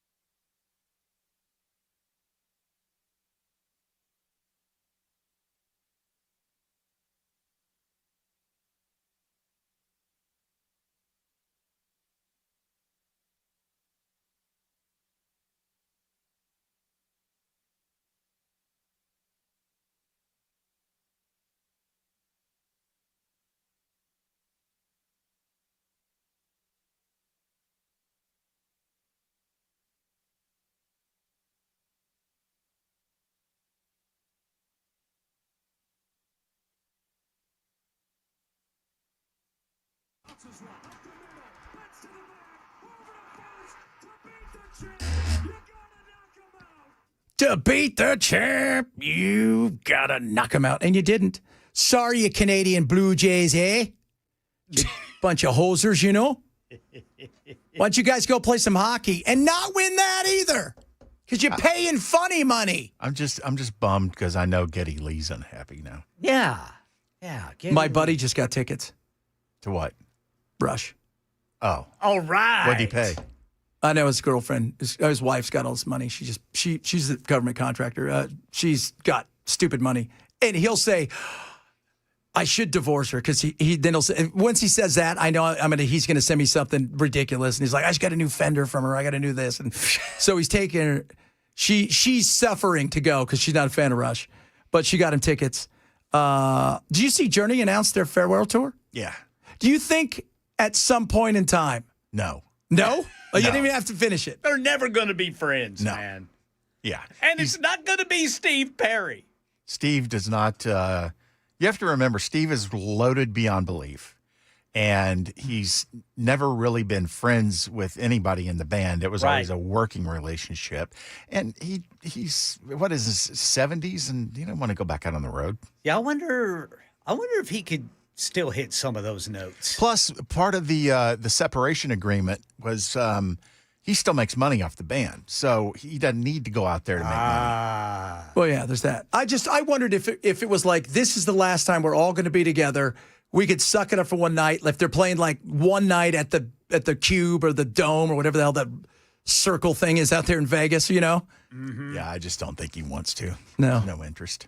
Yeah, but you know what? You don't want to be in your deathbed and go, I should have done it. Yeah, but Steve would look at that like, I'll be on my deathbed regretting that I ever hung out with those guys again. Yeah, settle down. All right, too bad. Let's be honest. You got a great voice, but without the unit that you guys were, right, you don't get to sing Oh Sherry, okay? Should have been gone. Don't do it, man. The guy who wrote that song's going to call us again. No, or he's going to text us again. All right, I won't. Just letting you know.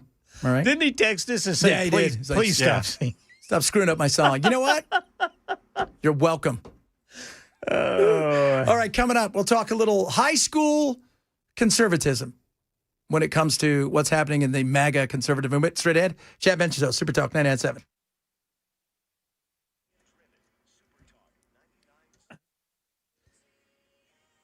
I'm Ken Weaver with your top stories. And again, drivers, it is a 155-minute delay westbound I-40 because of some bridge work there in Humphreys County.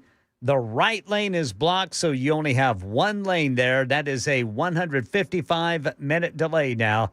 Only one lane open, 40 westbound, and the backup is about 10 miles.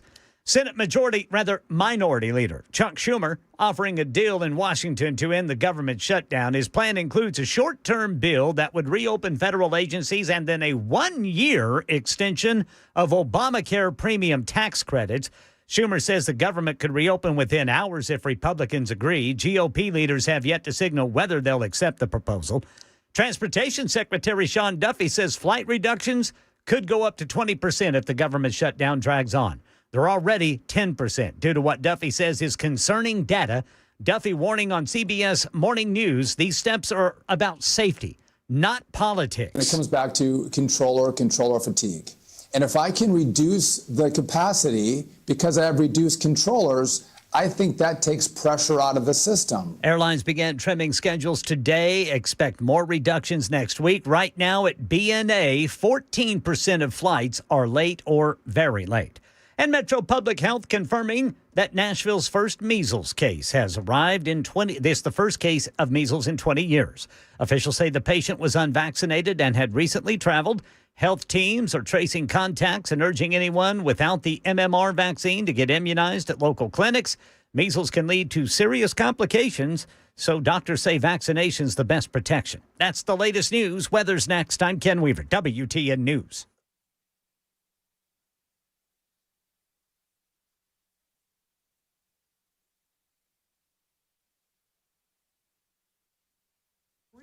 Million drivers trust Progressive. yourself at progressive.com. That's progressive.com. From the Beacon Capital Management Weather Center. I'm WSMV4 First Alert Meteorologist Stefano DiPietro. Today is a first alert weather day with the risk of strong to severe thunderstorms across Middle Tennessee and Southern Kentucky. Storms will fire up early this afternoon, but at first they will be very isolated. Still something to watch, though. Late this afternoon and this evening, the storm coverage will get a little more scattered. A higher-end threat for severe weather at that time as well, with gusty winds, heavy downpours being the main threat. Still cannot rule an isolated spin-up tornado or even some hail within the storm. All right, kids. Beacon Capital Management.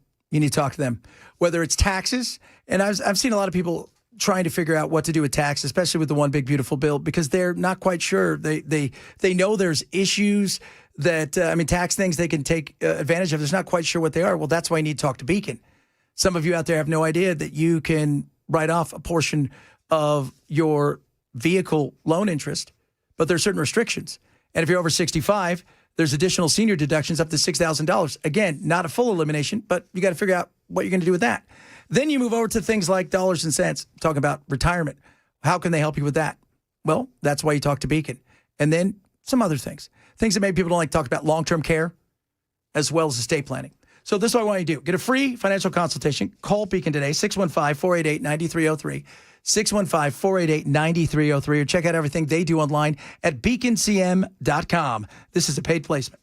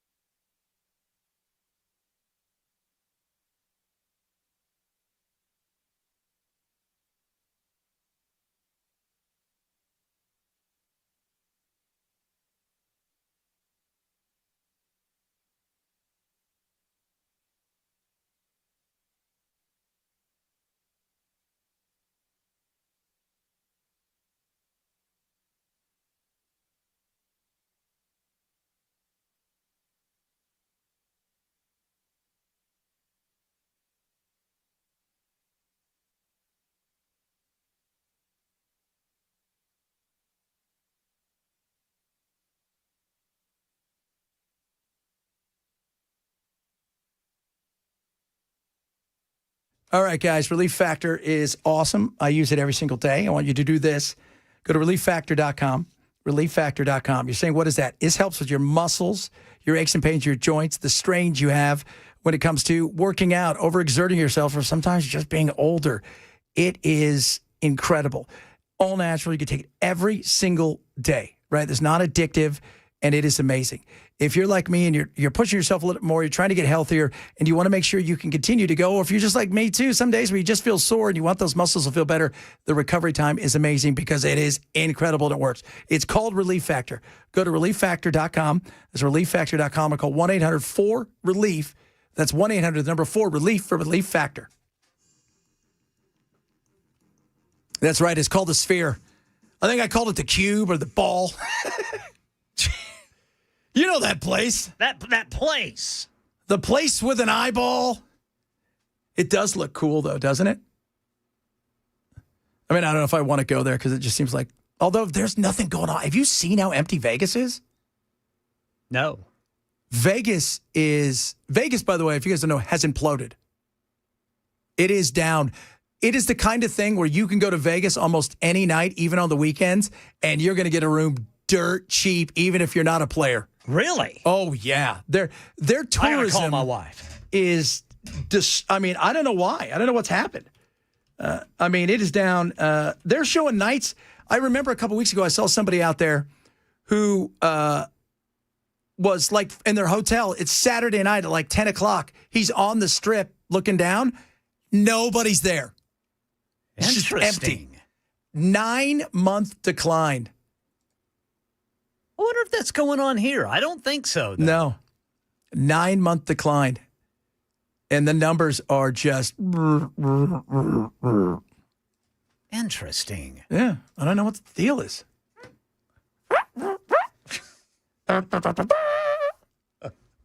It is... It's... I mean, it's... Well, people can't afford it, I guess. People can't afford it. One of the things they said actually hurt was when the whole battle with Trump and Canada started going on. The Canadians said, don't go there. And they pulled out in a lot of ways. And that hurt them. But a lot of... Here's the thing. Vegas now, you've got, you know, we're the joke about us being Nash Vegas, right? Yeah. You know, and soon you're going to have Havana Vegas after we take that over. I mean, you know, people are they're choosing to go elsewhere. Vegas is no longer the only shop in town. And if you're here on the East Coast or in the Midwest, I think most people will just go out there, right? You know, I mean, here, go to Nashville rather than go to Vegas. And it's just... They're struggling. It's a big struggle, too. It is. It is a big struggle. Yeah, and the other thing, too, and this is right, gambling on your phones. I didn't even think about that, man. Gambling on your phones has hurt Vegas in a major way because there's a lot, like, even in Los Angeles for years, they had the Bicycle Club. My friend's dad used to be a professional gambler. And even at times when gamblers, no, there's card rooms. Right? There's all these and places, plus you've got the Indian casino, so you have slots. Mm-hmm. So you don't need to go out there anymore. But the one thing you could always get in those places a lot of times was the sports books. You don't need that anymore. You don't need that. That's right, man. I didn't even think about that. You don't. You don't need that anymore. Because but you can't get that breakfast. No, you can't. Oh, they make a mighty fine breakfast. You cannot get that. You can't get that $6 buffet with fresh lobster. I remember going one night. My buddy's like, "I like, you're having lobster?" He goes, "Yeah, it's delicious. It's fresh." And then he looks around like he's looking at stuff, and he goes, "It's kind of weird because there's no ocean near here." I'm like, "You're right." But yeah, those buffets. Yeah, they just fly it in. Yeah, they do. That was the golden days. The golden days of Vegas. It's just so golden. That's all I want to know. It's the golden days. Interesting, man. That's I never even thought about. Yeah, that. they you know, I don't know what kind of, like, a few other things have happened. The sporting events, boxing used to be their bread and butter. They don't really people don't watch boxing anymore. Not like they used to. They'll watch a big fight. Yeah, but boxing is nowhere near what it once was because why? The younger generation wants to watch UFC. And UFC, Plus, you haven't had a real superstar like since Mike Tyson. No. That's true. We haven't. I mean, Floyd Mayweather, while hilarious and not a strong reader. Yeah, that's... If you got just one day, just type in Floyd Mayweather reading, and that's all you need to do. But he is, we haven't had an American superstar because the heavyweights have all been from Europe, right? So, and you know, like you go over there, Tyson Fury, that guy he's awesome. He's huge, but he's not big here, right? There is no, and heavyweights are what make it. And then the other superstars in boxing are, you know, guys like, you know, you go and look, they're from Mexico or they're from, so you don't have that massiveness where UFC, it's massive and UFC travels too. I mean, that's the other side of it. UFC travels. And Trump's going to have UFC fights at the White House. Oh my God, isn't that hilarious? He wants to have it on the lawn. Yes. I beg him, please, don't. The Secret Service is like, oh my God, I can't handle this. I beg you. Well, not only that, but at that point in time, you're just like, Rome's burning. Have we not studied Rome? Go look at Rome. What was when did the people who really like understood what was going on went? So we're gonna have 200 days of carnival and games with fights at the Coliseum.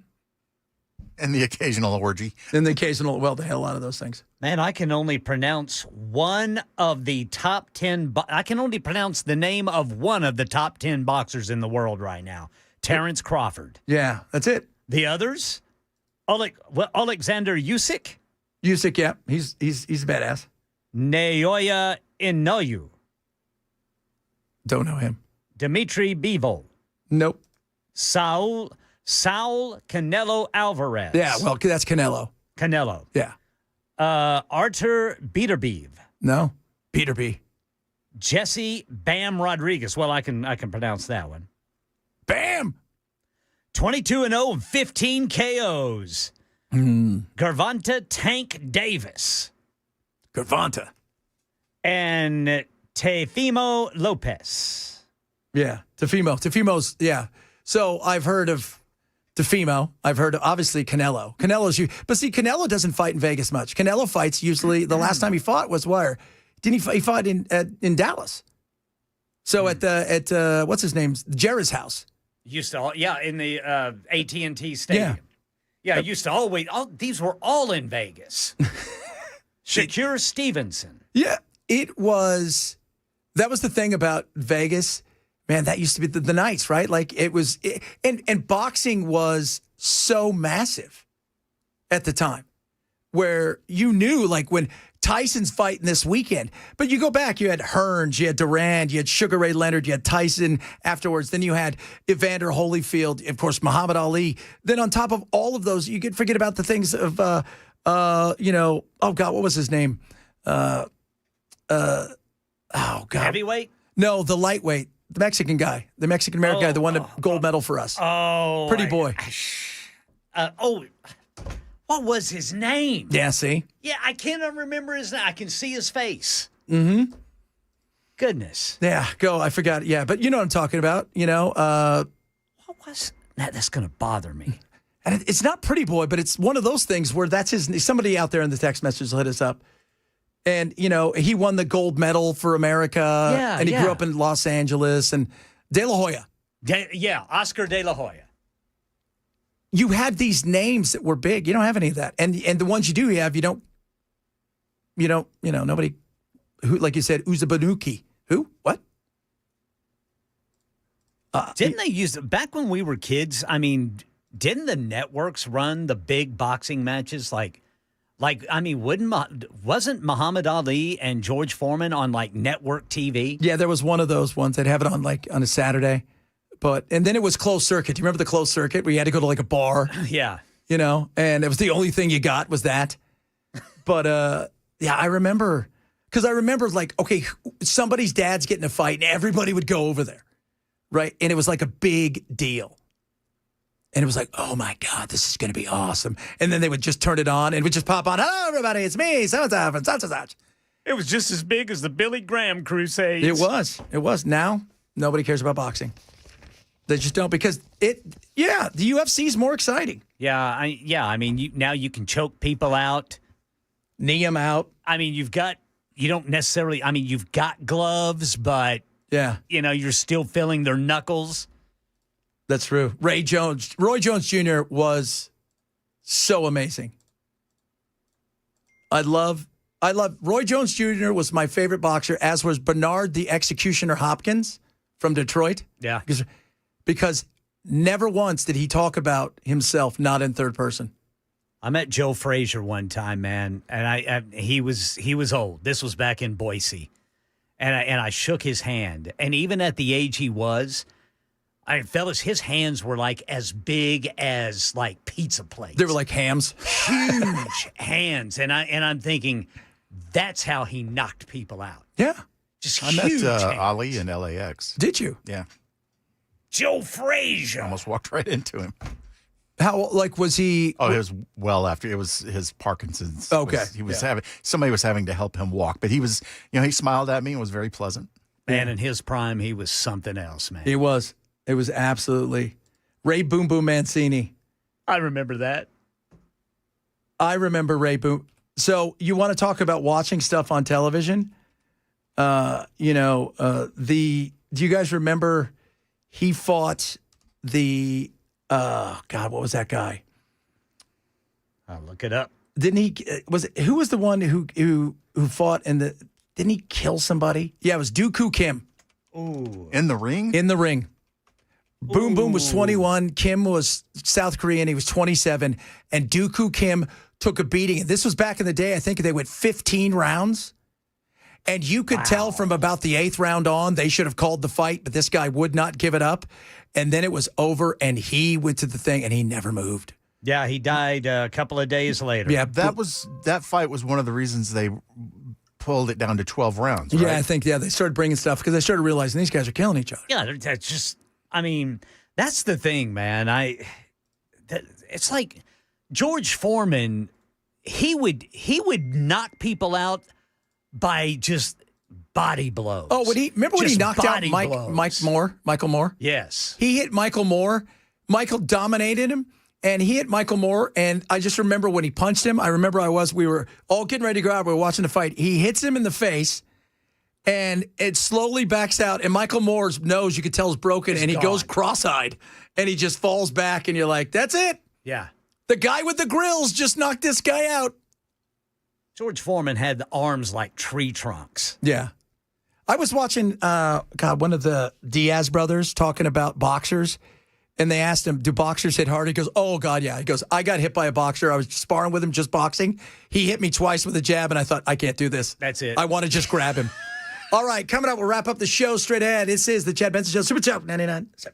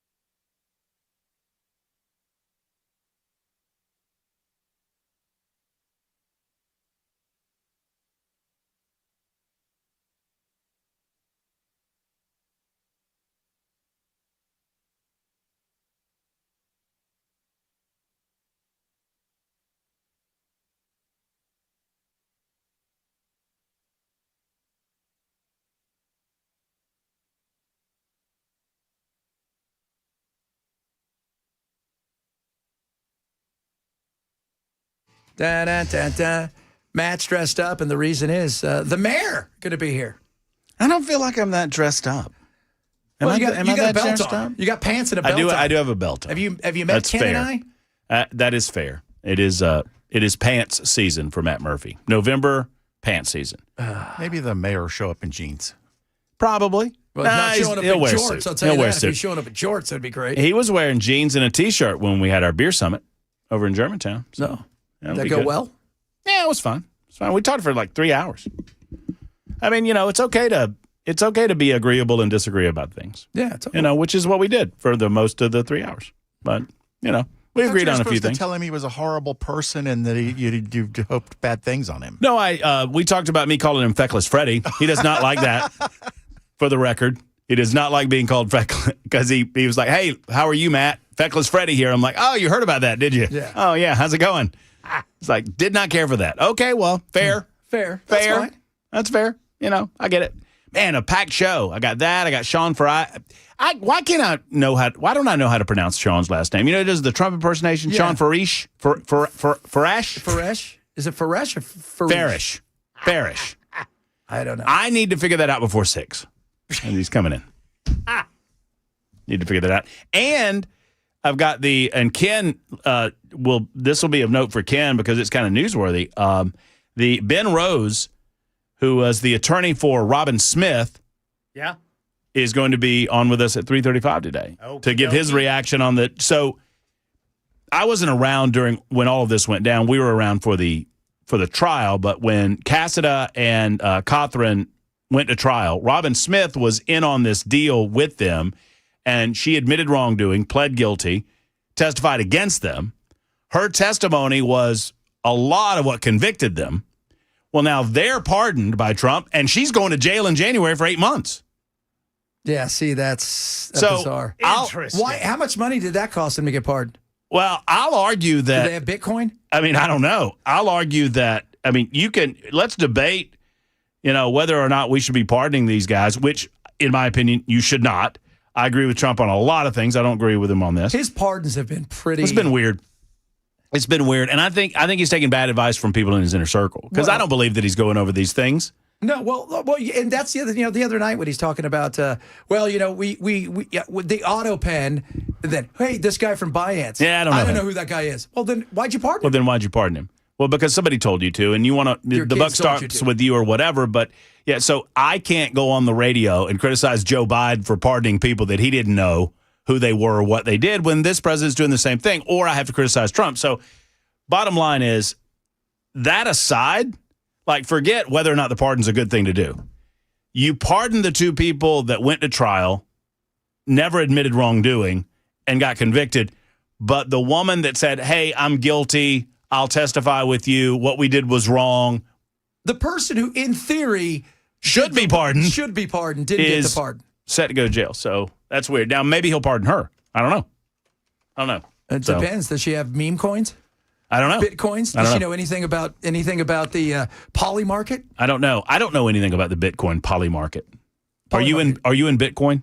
I've had some. Yeah, I've got some. Have you? I've never had. No, I wouldn't.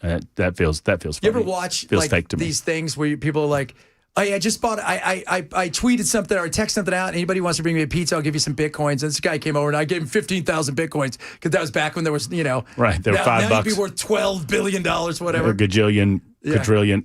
What I'm confused about, have you ever gone into a convenience store and they tell you that you can buy Bitcoin in the convenience store? Yeah. What's up with that? Yeah. They can do it a lot of different places now. Well, not for me. Not for him. Not for me. Oh, he's old school like the cash, boys. I don't even like the wall giving me money is what I'm saying. You guys have a good weekend. Be safe, and maybe we'll find some pants next week. Bye.